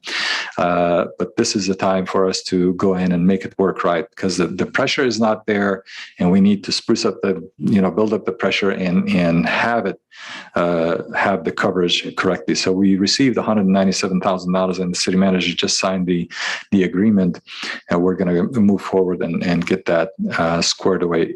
In the event that in the future we decide to do something else with the park, most likely that system will still be salvaged, so it's not going to waste. So moving down that list, we have some emergency generators that we're doing. There's the Indio Marketplace. That's the John Noble, Mr. City Manager, that you mentioned. Yeah, and I apologize for keep interrupting. Going back to the page previous, so there is a park plan behind the Indio Grand Marketplace. We've jumped ahead and called it John Noble's Park, but certainly there's room to modify that title at some point. Estimate a couple $1 million. That's one of the first installations that can go in at that site, even before the other private development there. But there are also some offsites all the way around that parcel, that 20-acre parcel that we currently own. So you see under John Noble's Park, $2 million that working with the developer on site, we haven't presented the disposition and development agreement to you yet, but we've discussed it with you previously. We think that's our commitment, is at least $2 million on the park. And then that next page, Tim just mentioned the marketplace infrastructure that's surrounding it is roughly another $200,000, which also includes the demolition of the church on that site that needs to be cleared off. There's some other minor cleanup of the property that needs to be done before it's conveyed. So you see two appropriations that relate to that immediate area. One are the offsites surrounding the parcel, and then one is the park that, as you recall, is smack dab in the middle of the parcel. Okay. Thank you. Thank you. And then last on that list is there is a set aside for the public safety and the City Hall Library in the tune of $5 million as we are moving forward with that. Moving on, fleet. Finally, we're able to upgrade our fleet. We're finally able to get rid of the, believe it or not, 20-plus-year-old Crown Victorias that we have. Except all the excitement went up in the air. And when I reached out to get some estimates, and I was told that the bank at Ford is closed. So I can't order anything. So, we've looked all over Southern California for any police units. So we're working closely with the chief. And once that bank is open, because we analyze, we have the list of all the vehicles that need to be replaced for PD, and we have the list of all the other units for public works. As soon as that bank opens up, we were going to break it into 2 fiscal years. When that bank opens up with the city managers and council's blessing, we're going to order the entire fleet and be done with it, because it's going to take us at least well into the next fiscal year to secure everything. So we're not going to wait one more fiscal year for the bank to open again, and we're going to go in and just order the entire badly needed police units to be replaced and upgraded, and the public works fleet as well. So, and it's going to be great, so it's going to be a really good thing for us. It will save us, and we're going to, outfit all of these units and make sure that they are ready for use. And then we have our fire ladder truck that's been, it's in the works, I believe. And we also have some emergency vehicles that we promised, and we will be replacing those. So that's just a quick preview of the items that we feel, again, above the line and badly needed. And I think in the near future, the city manager has a few more projects, as he didn't think this is busy enough for us, Well, we're in that fortunate position of having additional funds beyond what you see here. So going back to about the third page, not that we'll have to go there directly, but in the booklet, the worksheet, you'll see Rob's indicated there is approximately $22 million left unallocated but available for one-time uses. Those are, to Councilmember Miller's point, they are one-time, and we need to be cautious as we build something. What is the cost to maintain? But that $22 million figure could address a number of other projects that we've talked about. And we have that lengthy list, and we'll present it to you in the next session. We wanted to provide you enough time to ask any questions specific to the CIP, or even going back to any of the other elements of the budget. So maybe while Tim's at the podium, are there any specific questions related to the CIP or further clarification, things that we missed that should be included? I have one question. Thank you for the presentation, first of all. Just on the sports park, I saw that we're allocating $1 million. Is that going to be a recurring $1 million? No, it's a one-time. One time? Right. But wasn't the grant requiring a 50%, No, it was 8.5, and it was fully funded, but because we met with the community and they wanted additional things, so the 8.5 was not enough to give the community everything that we're asking for. But as a point of reference, if you recall that sports park, the master plan, it had a phase 1 and a phase 2. So everything that you see here is for phase 1. In the TCC grant that we're applying for, we're asking to fund phase 2, which is, I think we're getting the estimates for that one, but we're going to put that as part of the phase 2 improvements. Okay. And so is the phase 1 able to be done without the phase 2? Yes. It will not include a lot of the real, also very, very nice items that we want to have. I think there's a picnic area and shade structures and all kinds of other things that are in phase 2. But phase 1 will be sufficient to have a lot of, the play areas, the playgrounds, soccer and baseball and all of these things. But it's not, the robust that we wanted, which was about $14-15 million. So we kind of phased it that way. Okay. So hopefully if we get that $35 million, we'll be able to knock that out too. Okay, thank you. Sure. And as that design comes in, we'll be able to better assess what the operational costs could be. We probably need to think in our minds $150,000, $200,000 a year to maintain that new facility. It'll be worth it, but we need to accommodate that, which is part of your point. Yeah, the grant was $8.5 million. We had proposed some additional funds, about 9.1, I think total roughly was the overall proposal for phase 1. We thought another $400,000 might be important as we've seen an increase in costs and inflation.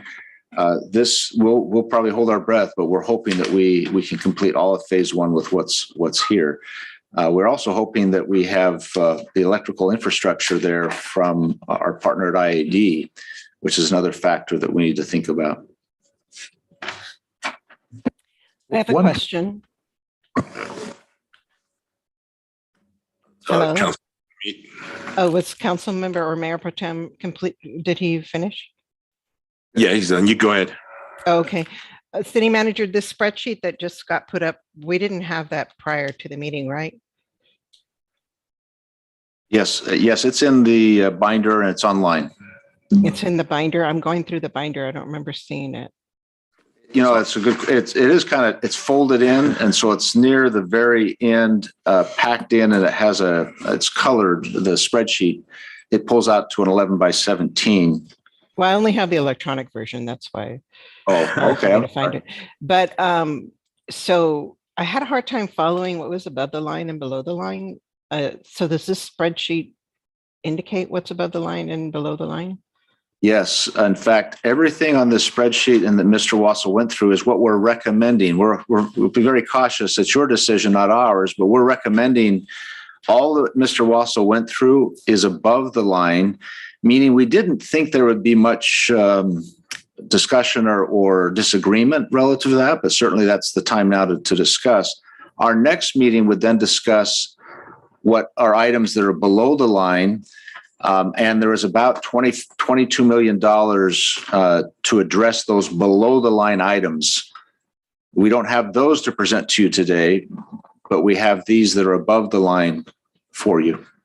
Okay, so I think I found it electronically. I'll spend more time on it before next budget meeting. Thank you. Thank you, Councilmember. Any more further questions? I have one. First of all, thank you, Mr. Russell, for this presentation. Like you said, it is very exciting. So it's very exciting to be in this position to be able to fund these projects. And thank you for touching on the Moreau Bridge. I think we could name some of our residents by name who complained to us about it, and as well as the mayor, because I have to drive that road as well every day. So it is a hassle. So it's good to see that we're moving forward, and we will advocate to our partners at CVAG to help us out there a little bit more. And I just have one question. You mentioned some slurry and grind and overlay. Would that be part of the Kenner Road improvement project? Or I know we started part of that, but we didn't finish. Right. So are you asking about the one that we're currently doing in this fiscal year? Yes. Okay. So one, can you help me? Is the Kenner area? Kenner area is part of this already budgeted. Right. That's in the current fiscal year. Still current. In the budget, okay. Yes.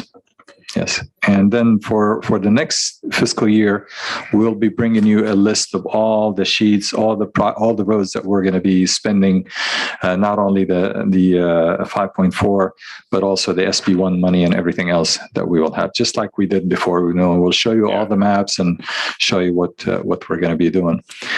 I do want to take just a quick second here and just let you know that just because we are in a good shape ourselves this year, all the other neighboring cities are also in a good shape. So we'll have a lot of competing competition for resources. So the cost is also going up. So we're hoping that these estimates will be within. But please keep that in the back of your mind. And also the resources as far as engineering and professional services and everything. It's been really tough getting those things. So keep those in the back of your mind, please.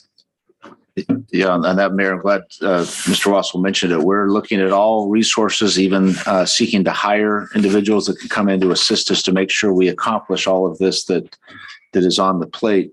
But as a reminder, for the work that's about to commence, the slurry, grind, and overlay work, that total value is a little over 11 million. Is that my memory right? Yes, part of it, I believe it has been completed. We still have, or we haven't done any slurry yet. We've done some slurry. We're going to come back in May and do a little more. And then we're going to finish up in the fall of the current budget. And then we have the major grind and overlay that's going to be all throughout the city. And that's in the tune of about 7+. So overall, it was close to $11 million this year. I don't have any further questions. Councilman? Thank you, Tim, for your always lengthy list of things we need to do. But I see that, a lot of the 29 million you got to here is spent, but on part of it, there's no way we can actually accomplish it this year. As you say, competition, supply and demand. How do we make sure if we approve this project as it is $29 million for one-time money, that later on it won't be changed? I mean, what's one of the problems that we've had over the years, I'm sure Lupe can attest to this too, is that we come up with ideas and things we need to do, and it doesn't get completed. That money gets thrown into another pot, and we move on to something else because at that time it's important, but we get away from like the fleet. We've gotten away from our fleet, and now we're in major need of vehicles that have a lot of hours on them because we kept pushing it, and the money we had there because we couldn't get them get moved over. How do we make sure if we do this, because it's all not going to get completed, that we're going to be able to keep these funds there? Obviously, other councils can change it, but it just gets us further and further behind, just kind of like we did the roads in the slurry. We got so far behind that we had to borrow money, then we borrowed money, and then we're behind again. We want to make sure we're consistent. And so how do we do that, our city manager? How do we do that to make sure that we're continuing to do it? It's a great question, because as I arrived and saw all these myself and knowing the huge load that's carried by Tim and his staff, including some very qualified contractors, the suggestion I had that I think will assist you and me in that matter, that item, is to include project codes for every single project. So if Shills Road has been a project that's been on and on and on, money will be allocated for Shills Road. It will be identified as a project code item. The money will stay there. We will provide regular updates until it's done. Now, as you stated, if it took 2.5 years to do any one of these projects, and we're halfway through and the council said stop, some future council could do that. But the money will be designated for each one of those as you appropriate them. And come hell or high water, we're going to get it done. It is true that some of these overlap fiscal years, just the nature of things. I think we will do much, much more than you've seen in the past. And we've talked about I was talking to Rob this morning. We've got a couple of projects for him to manage. We have our deputy city manager managing a few projects. We have a development analyst that's picking up a few projects. Mr. Wassel's also engaged another engineer. We're seeking another engineer through a recruitment process, construction manager. Mr. Edgar stayed on for some time to assist us in managing some of these projects. So we've got to throw some bodies at this to make sure it's done. But the tracking you're speaking to, you'll be able to see we appropriated $710,000 for Shield Road. Here's what we spent up to this point. And until you see it down to zero, it will be a project we continue to get to move forward and get done.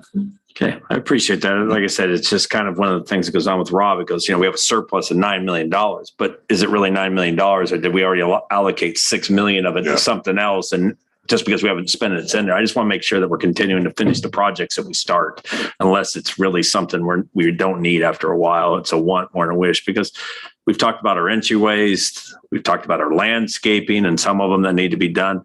I mean, this isn't going to touch it. I mean, there's a lot of stuff, but is it prioritized on what it is, and is it going to be done? Because John Nobles is a park. If we're going to really get it going, great, $2 million. But is that $2 million a drop in the bucket of what we're really going to accomplish? Are we able to do what we really want with the $2 million? Are we just subsidizing it for now to end up doing another $2 or $3 million later that we might not do? Kind of like Miles Park, where we finished it part way.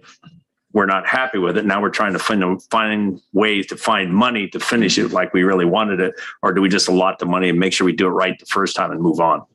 Exactly. And so when we present to you, you'll hear this discussion again, the below the line items on May 18th. But when the budget is brought to you on June 15th for final adoption, and you see these projects, if there is something on there that you don't want us to do, or at least three of you don't want us to do, you better tell us, because we're moving ahead.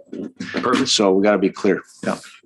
That's a good point. I mean, from the council all the way around, to keep that vision of what we're trying to accomplish here when we start these projects. And that's a good perspective historically to have our council members who've been here to, see these things through. So, I'm very excited about this and confident that we'll get, but things happen, sometimes we don't get to it, but we had a pandemic. Some of these things got delayed, but we're still moving forward. So that's a great thing. So thank you, Councilman.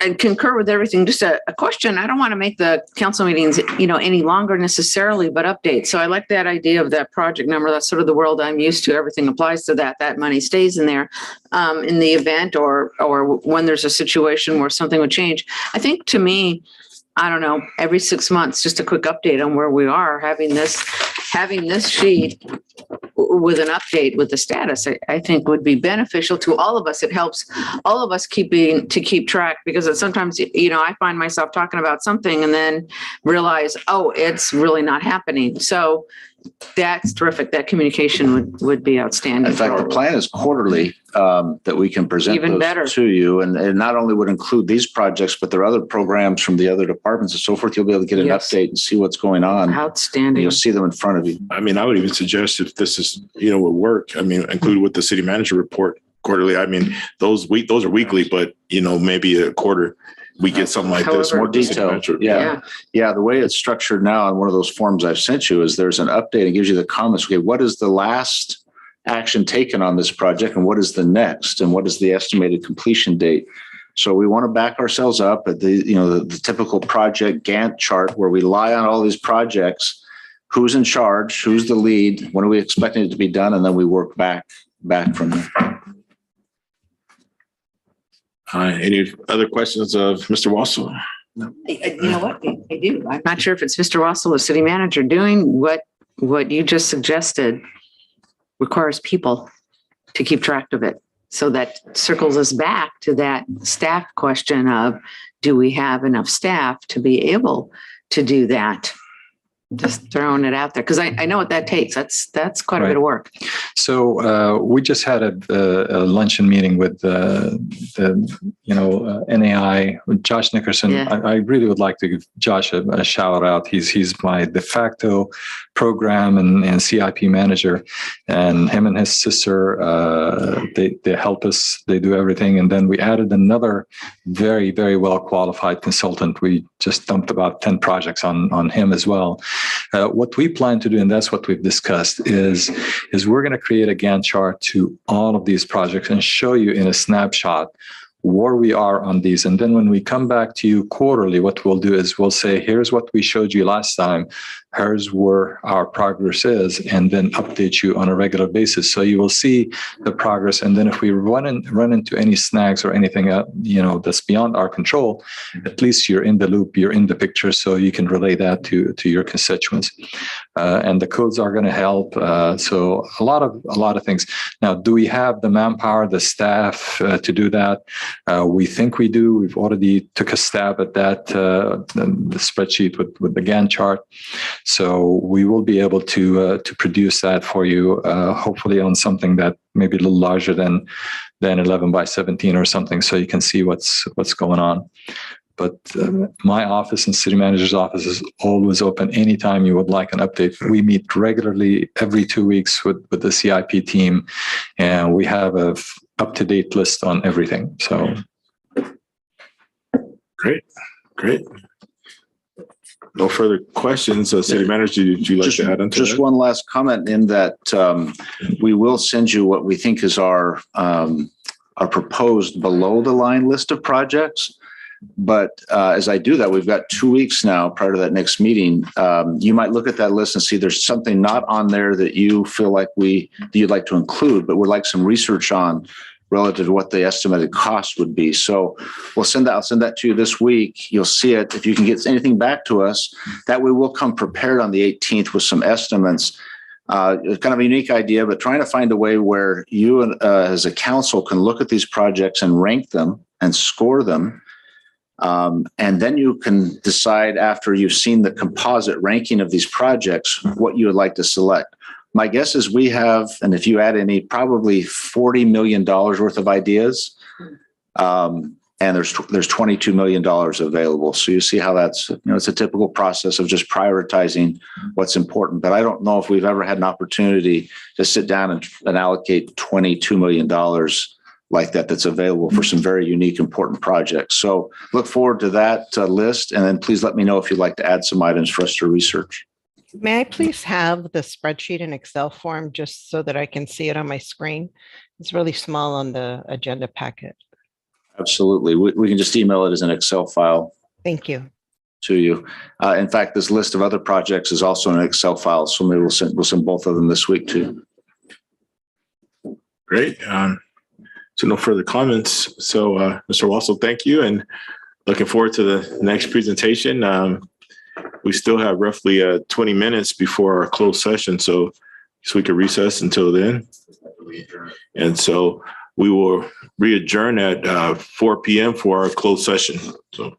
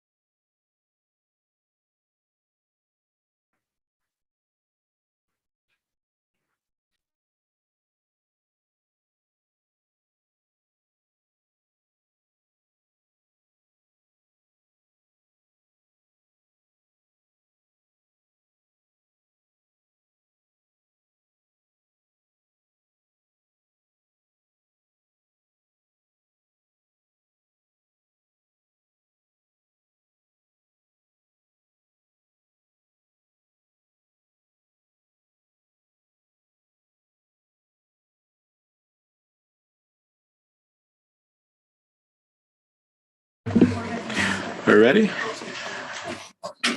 Okay. I will call to order the City of Indio Joint Council meeting with the Indio Water Authority. Today is Wednesday, May 4th, 2020. And my name is Wayman Furman. I'm the mayor of the city. I'll be chairing this meeting. Could I have a roll call, please? Councilmember Holmes. Present. Councilmember Miller. Present. Councilmember Ramos Amit. Present. Mayor Pro Tem Ortiz. Present. And Mayor Furman. Present. If I could ask everyone to stand, we do not have an invocation, but we will do the pledge. And I can ask Councilmember Miller to lead us in the pledge, please. Sure. Please put your hand over your hearts and pay homage to the flag of our country for all those who protected it in the past, the present, and in the future. Please begin. I pledge allegiance to the flag of the United States of America and to the republic for which it stands, one nation, under God, indivisible, with liberty and justice for all. Amen. Thank you, sir. All right. We do have our city attorney online, correct? And city attorney, do you have a report on closed session? Yes. Oh. Yes, thank you, Mr. Mayor. For some reason, I can't show up on video. The city council met in closed session for the items listed on the closed session agenda, and there is no reportable action. Thank you, Ms. Diaz. The next item is presentations. So we have a proclamation for the week of May 16th through the 22nd of 20. It says 2021, but I believe it's 2022, correct? And it's National Public Works Week. So Mayor Pro Tem, if you join me down and we can do the proclamation.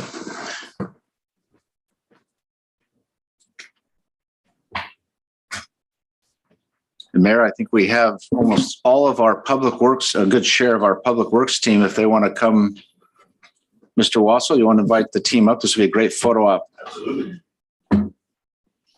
You're part of it. Josh, Ray, Sarah, Danny. This is the team that makes it work for our city. Come on down, don't be shy.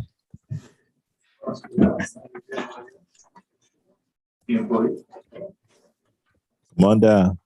Thank you, thank you. Come on, let's go ahead and squeeze in. All right. One in the back. Hi. Who's it back there hiding? Is he? Oh, there he is. Okay. Okay. Well, Mr. Walsall, if you could step in the middle since you have the proclamation and you are the big boss of us all here, even me. So just thank you all for your work and what you do in our city. We have the biggest city in the Coachella Valley, and there's a lot of work that goes into making it work. So on behalf of the council, we'd like to thank you for your work, and we want to present you with this proclamation that I will read to you now. So it says, whereas the city is committed to developing smart growth strategies and infrastructure that is innovative and environmental friendly, provide for continued economic success and improves the quality of life for all communities throughout Indio. And whereas such facilities and services cannot be provided without the dedicated efforts of public works professionals, engineers, managers, and employees who work together to design, build, operate, and maintain transportation, water, and sewer systems, and public buildings and structures that are essential to the successful operation and sustainable growth of our city of festivals. And whereas the city of Indio joins the American Public Works Association and government agencies across the United States in acknowledging public works professionals and extend appreciation for their substantial contributions to our quality of life. Now, therefore, be it resolved that I, Wayman Furman, Mayor of the City of Indio, along with the Indio City Council, do hereby proclaim May 15th through the 21st of 2022 to be National Public Works Week in the City of Indio. Thank you for your service. I just wanted to share the appreciation that we hear from all of our residents when they see the continued work that you all do. And we also appreciate you guys very much. And we're looking forward to seeing even the greater things that are coming in Indio and the work that you're doing for us. So, and we know you guys always do it very humbly. And for us, a lot of times people thank us, but really we always tell them our staff is getting all this work done. We're just here to pass the money to do it. But there's all these people out here working really hard every day in the heat, especially we know the summer's coming up and we see you all working out there. So we just really appreciate all of your hard work. Yeah. And you're only as good as your team. And the man of the hour is Mr. Wassel. And if you'd like to say something to your staff. It's truly an honor to work with such a professional team. I mean, this is the best team that I've ever worked with in my 30 plus years in this profession. And I'm very proud to be part of this team. I'm very proud to be part of this wonderful city. So thank you, Your Honor, and members of the City Council, City Manager, for all the support you give us. Thank you. Picture time, right? That's photo op. So. I'm sorry. A lot of muscle back there.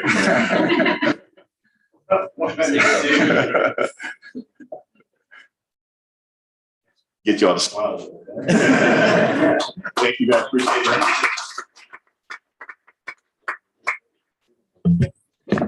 it. So if city manager next, we have new employees. Exactly. So I'll still, you can still the microphone if Miss. Yeah, I think it'd be great if the rest of the council would like to come down, and we have a great team, as Mr. Wassel just indicated, and that's citywide amongst all the members of Team Indio. Our new branding talks about taking center stage, and these new members of the team, as well as the recently promoted members of the team, are doing just that. Mayor and members of the council, they're taking center stage to provide these valuable services that are so critical for our community. So as I read off your name, would you please come forward? We do have a swag bag. I'll just show one example that as we continue to try to put forward the new branding and taking center stage, there's some goodies in here for each new member of the team. So without further ado, as part of our community development team, a new permit technician 1 is Alona Anderson. If you'd like to come forward, give her Alona a hand.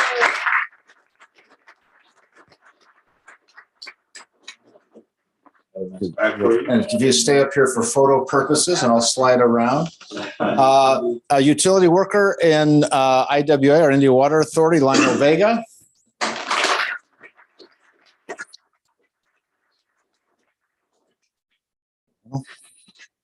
One of our new code enforcement officers, Emily Underwood.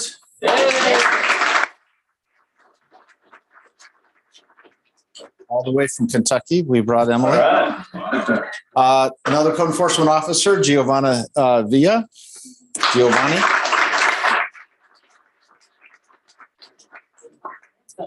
And also at IWA is a customer service technician, Marie Domingo.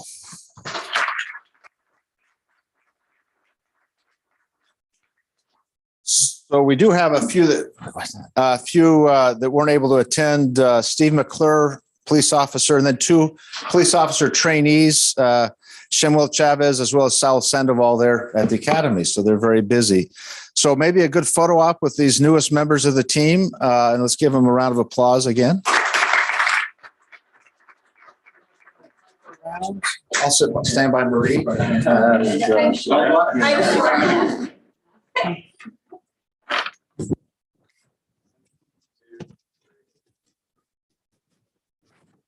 Welcome to Team Indio. Mayor, I don't know if you want to say a few words as well for these newest members. Well, just welcome to the city of Indio. You're joining a great city. We got great staff. We got a great city manager and a great council. And the mayor is okay himself. But no, in all seriousness, there's a lot of work that's going on in our community. We're growing very fast. There's some disagreements on who's the fastest growing city in the valley. But I tell you this, we're the best city in the valley, and you're joining a great city. So welcome to the city of Indio, and we appreciate your work.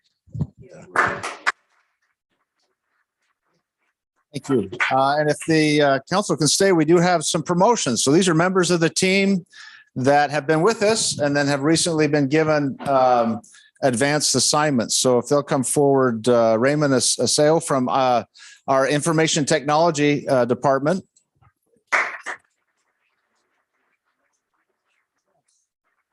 So Raymond's been promoted to IT analyst and not present. We have two dispatchers that have been promoted to dispatcher 2, unless Jason Ladidio, as well as Joanna Serrano, not here.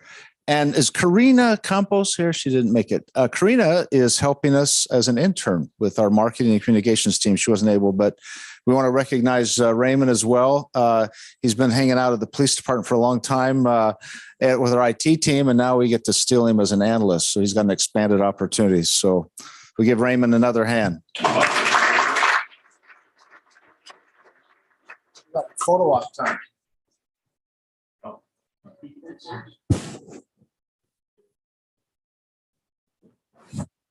Great. Thank you. And thanks, Frank. Congratulations. We wanted to also acknowledge, I know, Mayor, you're going to do this with our Youth Advisory Council. They're here with us this evening. But these bags that we also have, the swag bags for the Mayor and City Council, they help load up these bags. And so if the Youth Council can come forward, we have some Indio hats that we'd like to have you pass out to them. I'll let you have the mic, but if you guys can come forward as a thank you. Be good for the summertime, at least for me. We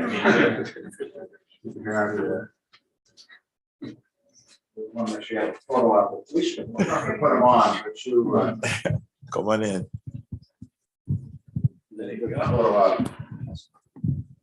You just Okay, you can spread out. Come on, I promise you, they don't bite. Come on. I will tell you, these hats, I wore one out at Coachella and Stagecoach, very popular. Everyone wanted one.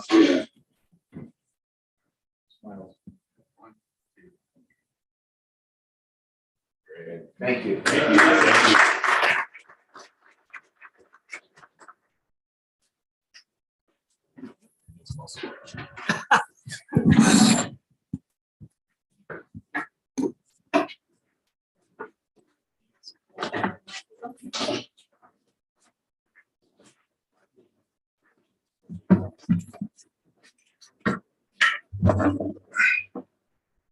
All righty. It's always good to recognize our staff and welcome new staff members.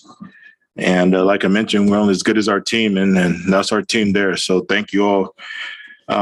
We'll move on to item number 6, which is our Youth Advisory Council. Do we have a report from our council?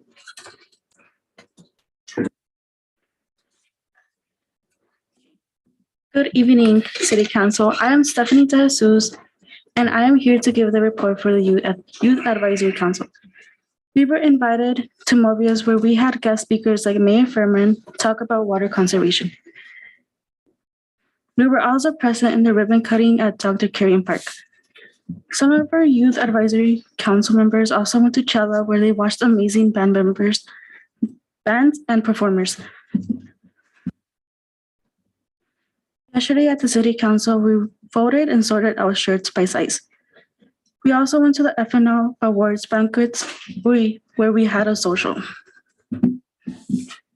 Lastly, we are having a hike on the 14th from 8 to 9 a.m. to raise awareness on mental health at the Badlands, and everyone is invited to join, so it would be nice if the council joined us to the hike. Wonderful.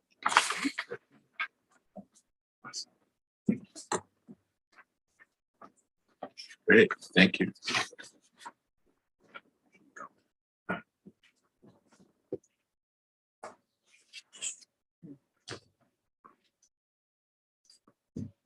Oh, did that conclude your report? All right, thank you. And we appreciate your invite to the Badlands, which is one of our hikes here in the city of Indio. We'll make sure we get Councilmember Miller out there and do the hike. And this is great. It's going to look like it's going to be a busy day for us that day. So now we'll move on to item number 7, which is report of City Council external and internal boards. I will start with Councilmember Amit. Do you have a report for us? I do not. Thank you, Mayor, for the opportunity. Thank you, Councilmember. Councilmember Miller, do you have a report for us? Yeah, thank you, Mr. Mayor. Did have a couple of my committees were active. CVAG administrative, where the personnel, they're looking at doing a survey on the wages for the actual employees of CVAG. There's quite a few openings, and they want to make sure that they're able to meet the needs of the salaries, trying to draw people in with everybody looking at moving around. A lot of opportunities for good people are being taken up by other cities and other agencies. So they want to make sure that they're competitive with the salaries and benefits. And we also did a review of the executive director, Tom Kirk, on his performance evaluation, and he'll be coming to the executive committee on his needs and desires because his contract is reviewed every year. ECAC, which is IID, Mr. Trejo and I sit on ECAC, which is IID's, the advisory board on power for the Coachella Valley. Talked about keeping the rates low. One of the things they want to do is continue to keep the rates low during the summer and then raise the rates up during the winter so that it kind of balances off so you're not getting these large swings in bills. So they agreed to go ahead and put that before the IID main board. And then also we're looking at expansion of a few lines and some houses here in the city of Indio that are coming forward that they needed to make sure they had power to, and they were able to resource the power for one of their existing transformer, one of their stations. So that was good news to hear. And then Sunline, as the chairman, we had Earth Day. It's one of the things we've been celebrating because of Chairman Ratty at the time, who's a council member from the city of La Quinta. He really wanted to highlight the hydrogen cell and what Sunline does. We're the leader in hydrogen fuel technology. We're on our 12th generation bus right now, by far leading the nation. They had a hydrogen cell workshop the other day on the power and what it can do, and had some great speakers from all over the world. But they came to the Coachella Valley because of what Sunline has done with hydrogen cell. So you're going to see a lot more of that. It's something that you're going to see the power coming forward. I talked the last council meeting about the mobile station that they have. They're going to have more of them so that they're able to utilize hydrogen cell.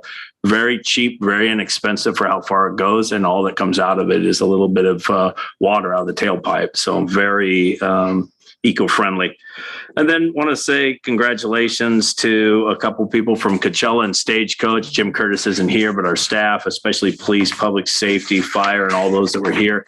100,000 people were here. It brings unbelievable amount of tax dollars to the whole Coachella Valley. And I've always said this before, we're honored to be the city of festivals. It takes a lot of taxing on our police and fire department and all our other services. So my hat's off to them. But at the same time, it brings in millions of dollars to the Coachella Valley. And not everybody that lives in Indio works in Indio. So all the extra hours and that from the other places they work is a great opportunity. And to see 100,000 people out here, not including the other family members and other people that were involved, again, socializing and getting back to what I classify as normal was great to see. And I look forward to another opportunity to have more concerts here. But congratulations to everyone. And just want to say thank you to Golden Voice for continuing to support it. I'm sure after 2 years, it was very difficult to get everything pulled back together. But it seemed like, without a hitch, I'm sure there was a lot of hitches that we didn't get to see. But congratulations to all. That's it, Mr. Mayor. Thank you. Thank you. Councilmember Holmes. All my commissions were dark, but I really want to echo what Councilmember Miller has. Thank you. Thank you to PD, fire, code enforcement. I'm sure that job was a challenge every second of the day during the concerts. Really appreciate everything that every level of staff did during the concerts. Jim Curtis is always outstanding. Know that our city manager was out there every single day. Don't know how he did it all night. Really a tremendous effort by the city of Indio, our staff, and thank you very, very much for helping make these concerts a success. And like Councilmember Miller, thank you, Golden Voice, for bringing life and music and fun and the arts and interest back into our city, back into the deserts. And from a small business perspective, so many people appreciated the renewed energy in business and restaurants and everything from the market to the drugstore. One of my favorite things is going into CVS or Walgreens and seeing all the cars and all the kids and all the water. It's just always a blast. So thank you very much to everyone that was involved in making those concerts a success. And then COD is under construction. It's really kind of cool. I drive up Oasis every morning and I see the fences and I see the big equipment. And as I used to say, dirt flying is a good thing in our city and there's plenty of it. So very exciting to get the college, both buildings at the college going. So thank you to everyone. And thank you to my fellow council members. Thank you. Mayor Pro Tem. Thank you, Mayor, and thank you all for joining us for our council meeting today. I had a meeting last week with Mayor Furman, our staff, and Desert Sands Unified School District. We discussed some traffic issues that have come up with the changes in schedules at our local schools. And our mayor and staff also did a great job in explaining the construction coming up in the near future so that we can work with our schools to mitigate any new traffic issues that may come up in the following year. I also had a meeting with Water Education for Latino Leaders, where we interviewed Mr. Anatoly Falagan, who is the Assistant General Manager for the Long Beach Water Department. The main focus of our interview was financing for water departments.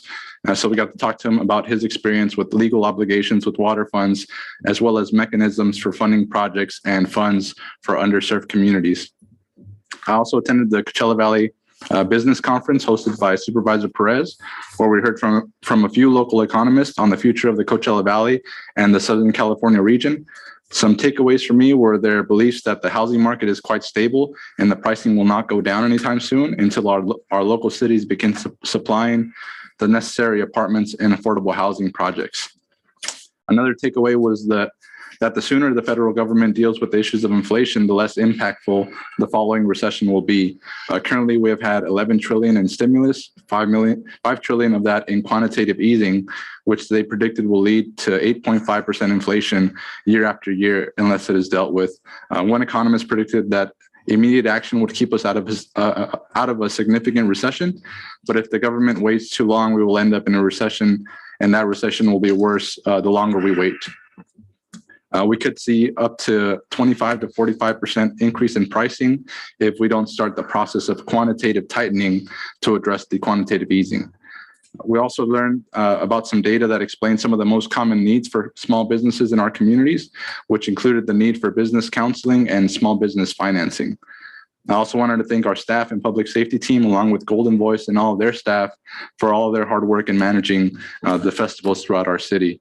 And that's all I have for today. Thank you, Mayor. Great. Thank you. And I will echo my fellow council members on thanking everyone who made these concerts a successful festival season. There's a lot of work that goes on behind the scenes. So I too want to thank Golden Voice.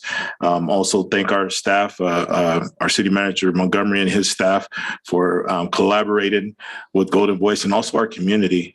Thank our community, our folks who get up every day and still have to work and deal with traffic and some of the challenges that we have. And just thank you for being patient with the city, and thank you for working with us and providing us that information and data and insight that we need to continue to make our festivals bigger and better. This is the city of festivals, and we have the most popular, biggest festival in the world, and we have to capitalize on that on all facets, and our community is doing that.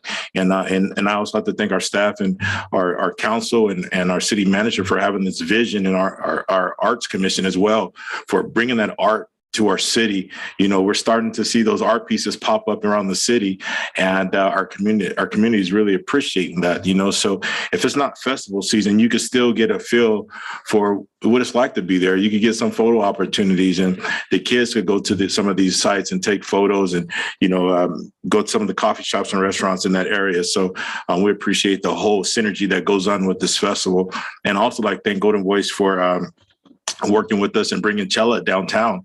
We had a free concert downtown for our community. That's great. And I'm looking forward to working with them, to do that again as well. And like Mayor Pro Tem Ortiz mentioned, we had a meeting with Desert Sands Unified School District, and they introduced their new superintendent to us, which is Ms. Vollmer. She's ready and willing to step into the new position of superintendent. And at the same time, we'd like to thank Mr. Bailey for, working with the council and the community. Mr. Bailey's been a great superintendent and partner to the city of Indio. It's kind of sad to see him go, but we're looking forward to working with Ms. Vollmer and see what she's going to bring to us at our school district. So I believe that's all I have. My all of my boards and committees were dark. And so that will conclude my report. And so we will move on to our city manager reports and information. Thank you, Mayor. What a pleasure to serve with you and the wonderful men and women of Team Indio. I don't believe there's been a city council meeting since I've arrived, and it's not just because of me, where you as a city council, not at least one occasion during that meeting, have thanked city staff. You've done it repeatedly, and thank you for that. You've done it in a way that's very sincere and appreciated. I too saw the team out there working at the festivals and dealing with before and after and during, and it was remarkable. So thank you for the thank yous, and we thank the team. At the festival, of course, we had our Indio letter signed, the new branding, and we've got one downtown. So now that the festivals are over, we do have a sign to relocate, at least until the next festival. So we've been looking at a few locations. I know the Public Works Director's identified one in particular that might work. We're evaluating the corner of 111 and Jefferson. So that's the southeast corner. There's a spot there that could be available for that sign. But if the council has some other ideas, please let me know. It's somewhere where we could place it. The golf course has also been discussed, where it would be placed for the next year and then taken out to the polo grounds prior to the next festival. So we look forward to seeing that sign and an additional sign throughout the community. Just a reminder, I don't believe it's happened in the past where 3 city councils gather together on a very common and critical issue, and that will take place on May 9th, the cities of La Quinta, Indio, and Coachella on a virtual Zoom meeting with all of the city council members discussing the critical issues of electrical infrastructure and our coordination with IID. So we look forward to that meeting, 3 p.m. on May 9th. It may only be an hour or so, but it'd be good to at least discuss the issue. And if there are any questions from you as council members or the other council members, the city managers will be prepared, and IID will also be available to answer those questions and see if we can't jointly come together and address some of these critical needs for the safety, the reliability. It matters to existing residents, to our future residents, that we really address this electrical infrastructure issue. So again, that's next Monday, the 9th at 3 p.m. for that 3 cities meeting. Thank you. Thank you, City Manager. And before we release the yak, I like to pose that question to you as well. Where would you like to see the Indio sign go? So maybe that's something that we could get from you all. Speaking with your peers and seeing what might be an idea location for the Indio sign. We know it's very popular during the festivals, and downtown's been very popular as well. And also, before we move on to the next item, I like to remind the community that it's budget time. And we had a study session earlier today. And please reach out to your respectable council member if you have concerns or needs or wants in your area of the town. We're listening and we're ready to take that down. And as we move forward with our budget season. So I like to ask the yak, would you like to be dismissed? Yeah. Yes. Okay. You're dismissed. Cool. Thank you. Good job. Yeah. Mm-hmm.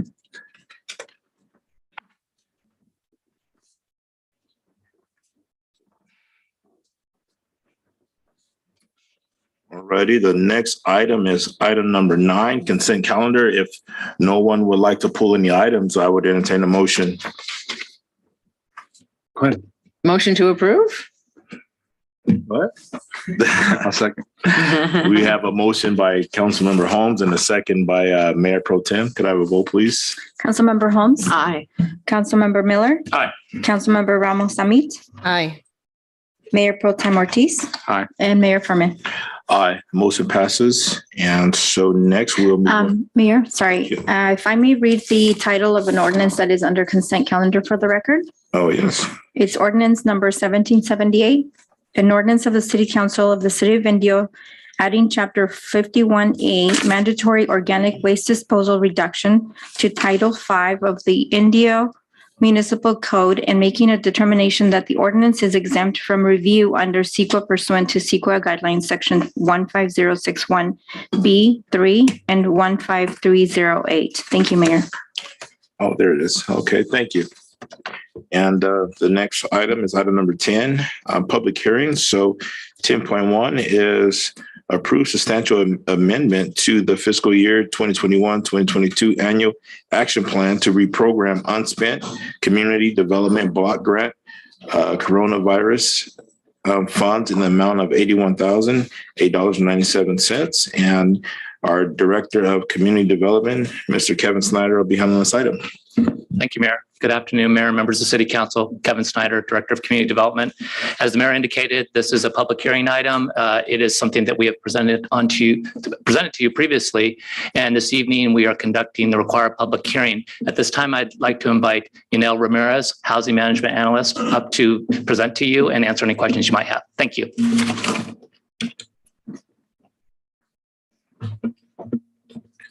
Good evening, Council. Yanel Ramirez, Management Analyst. Okay. So tonight we are holding this public hearing to provide an opportunity to the Council and the public on a substantial amendment to the fiscal year 21-22 annual action plan to reprogram unspent CDBG coronavirus funds.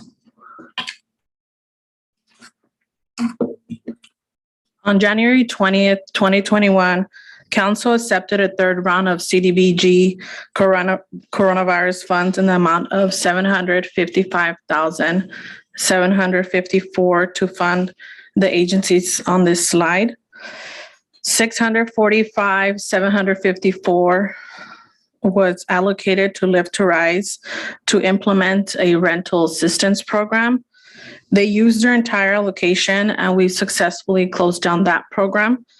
They were able to assist 292 households. The council also allocated $110,000 to United Way of the Desert to implement an IWA water bill payment assistance program. During implementation and despite an aggressive marketing campaign, the program was undersubscribed. And as a result of that, United Way only spent under $29,000, leaving an amount of $81,008.97 remaining. This available funding can be used to fund other activities. And to do so, HUD requires us to undergo what HUD calls a substantial amendment, which includes holding this public hearing, sharing this information with the public, and obtaining council approval.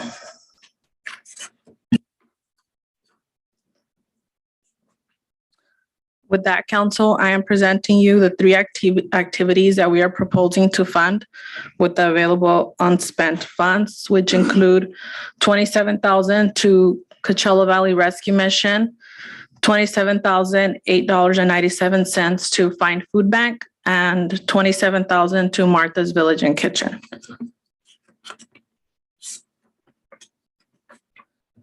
This is a public hearing and I'm here to answer any questions.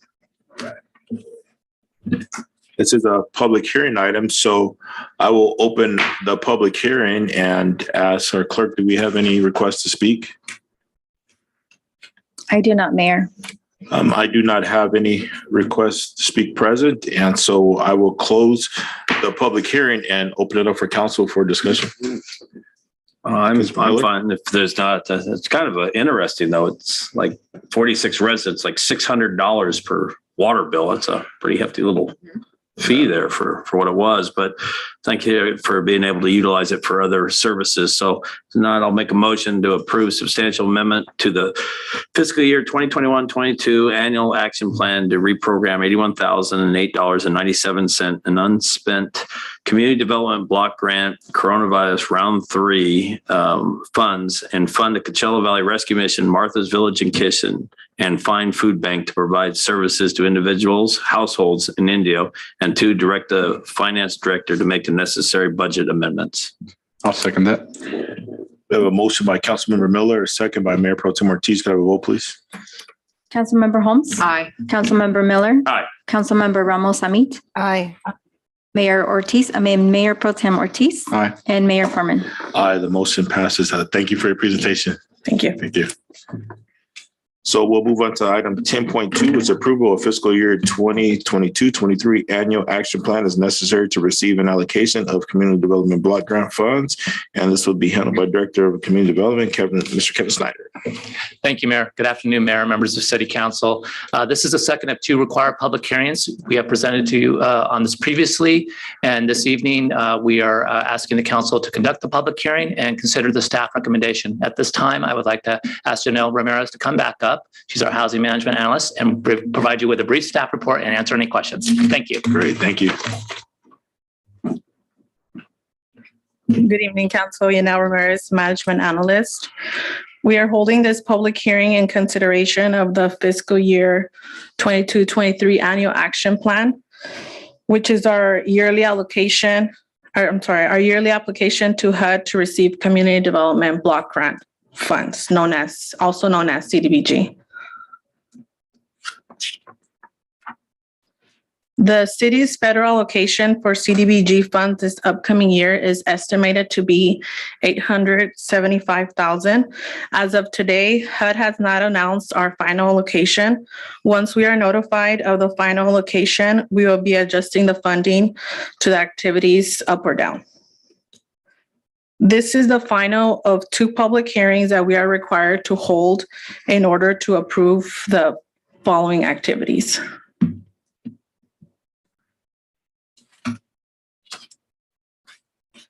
These activities are consistent with the direction that we received from Council on March 16. The recommendations, which are allocated across 3 eligible categories, include administration, public services, and public infrastructure.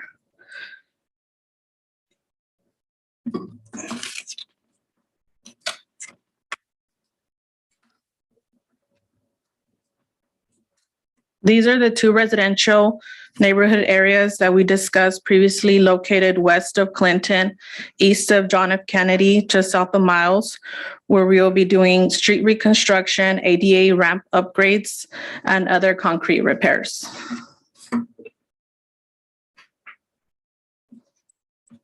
These are examples of the needs in those particular neighborhoods in which the staff and council believed needed to be addressed. Here are other examples. At this point, we are seeking your approval. This is a public hearing, and I'm here to help to answer any questions. Okay, well, this is a public hearing item, so I will open the public hearing. And as a clerk, do we have any requests to speak? None, Mayor. I have none who are present, so I will close the public hearing and open it up for staff questions, comments. Council, I'm sorry. I have one question. I know we had mentioned about the Martha's and Fine Food Bank and CVRM funding for the next year. I believe they're still funded at the same rate for this upcoming year. Yeah, actually, the previous item allocated a little bit more. I think it was 25,000 last year. It's 27 this year. So per your direction, we've included that. The team has invited, and I've met with each of them as well. And we talked about other fundraising opportunities and eliciting assistance from the other cities as well to help them as much like we are. Those have been good meetings and productive, and we'll have more because the hope is that we can magnify even what we do commit to them so that others are participating, and perhaps even more of our residents participate directly in helping those nonprofits. So the last item you approved will allocate $27,000 to each of them, and it was $25,000 the previous year, roughly. Okay. I'll entertain a motion.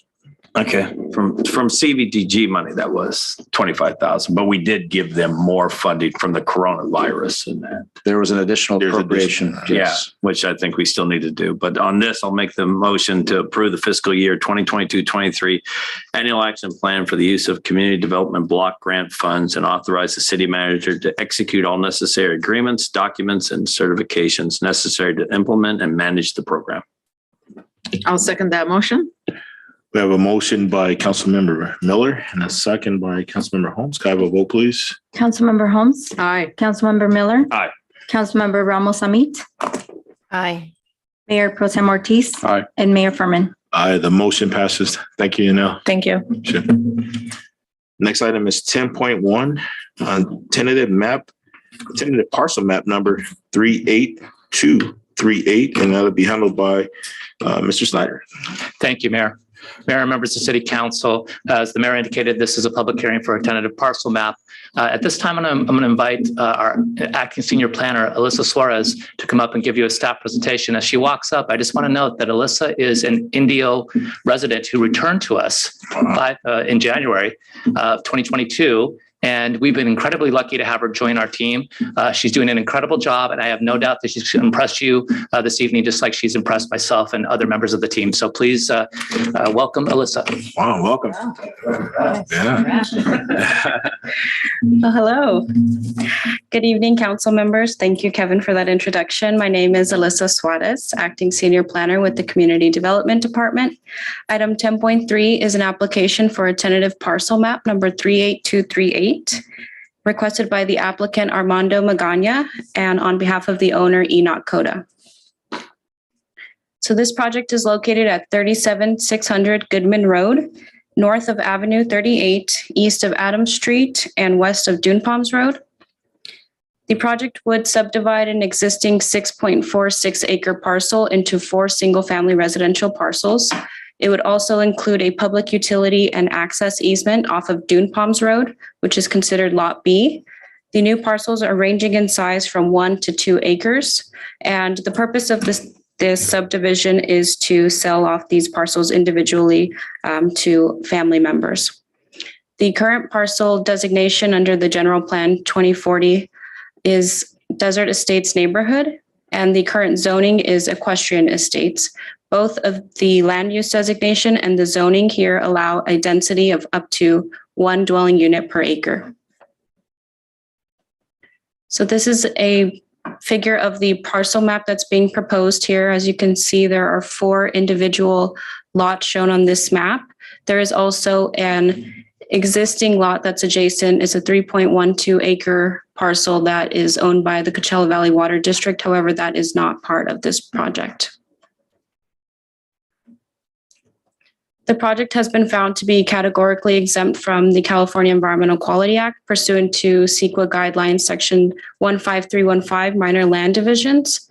The project also meets the lot size requirements and development standards of the Equestrian Estates zone, as well as the proposed density of the Desert Estates Neighborhood General Plan land use designation. This project would result in a density of 0.58 dwelling units per acre. This project has also found to be consistent with the Subdivision Map Act requirements and is fully disclosed in the staff report before you. So with that, staff is recommending that City Council adopt resolution number 10265, approving tentative parcel map number 38238. Thank you. Okay, thank you for your presentation. This is a public hearing item, so I will open the public hearing and ask the clerk if we have any requests to speak. No, Mayor. We have no requests to speak online. We have none present, so I will close the public hearing and open it up for council. Any questions or comments or motion? No? All right, make the motion.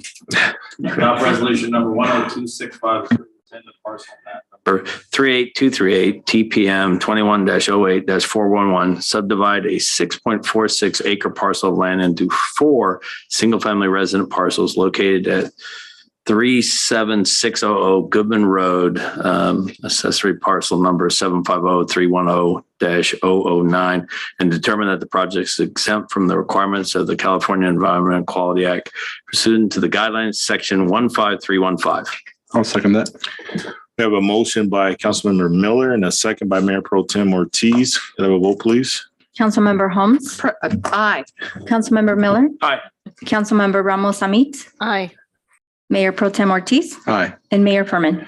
Aye, the motion passes. Thank you for your presentation.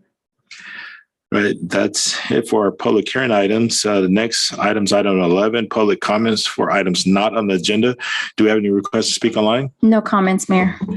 No comments online. Before we move to the next item, I'd like to ask the council, you have any more comments or any more?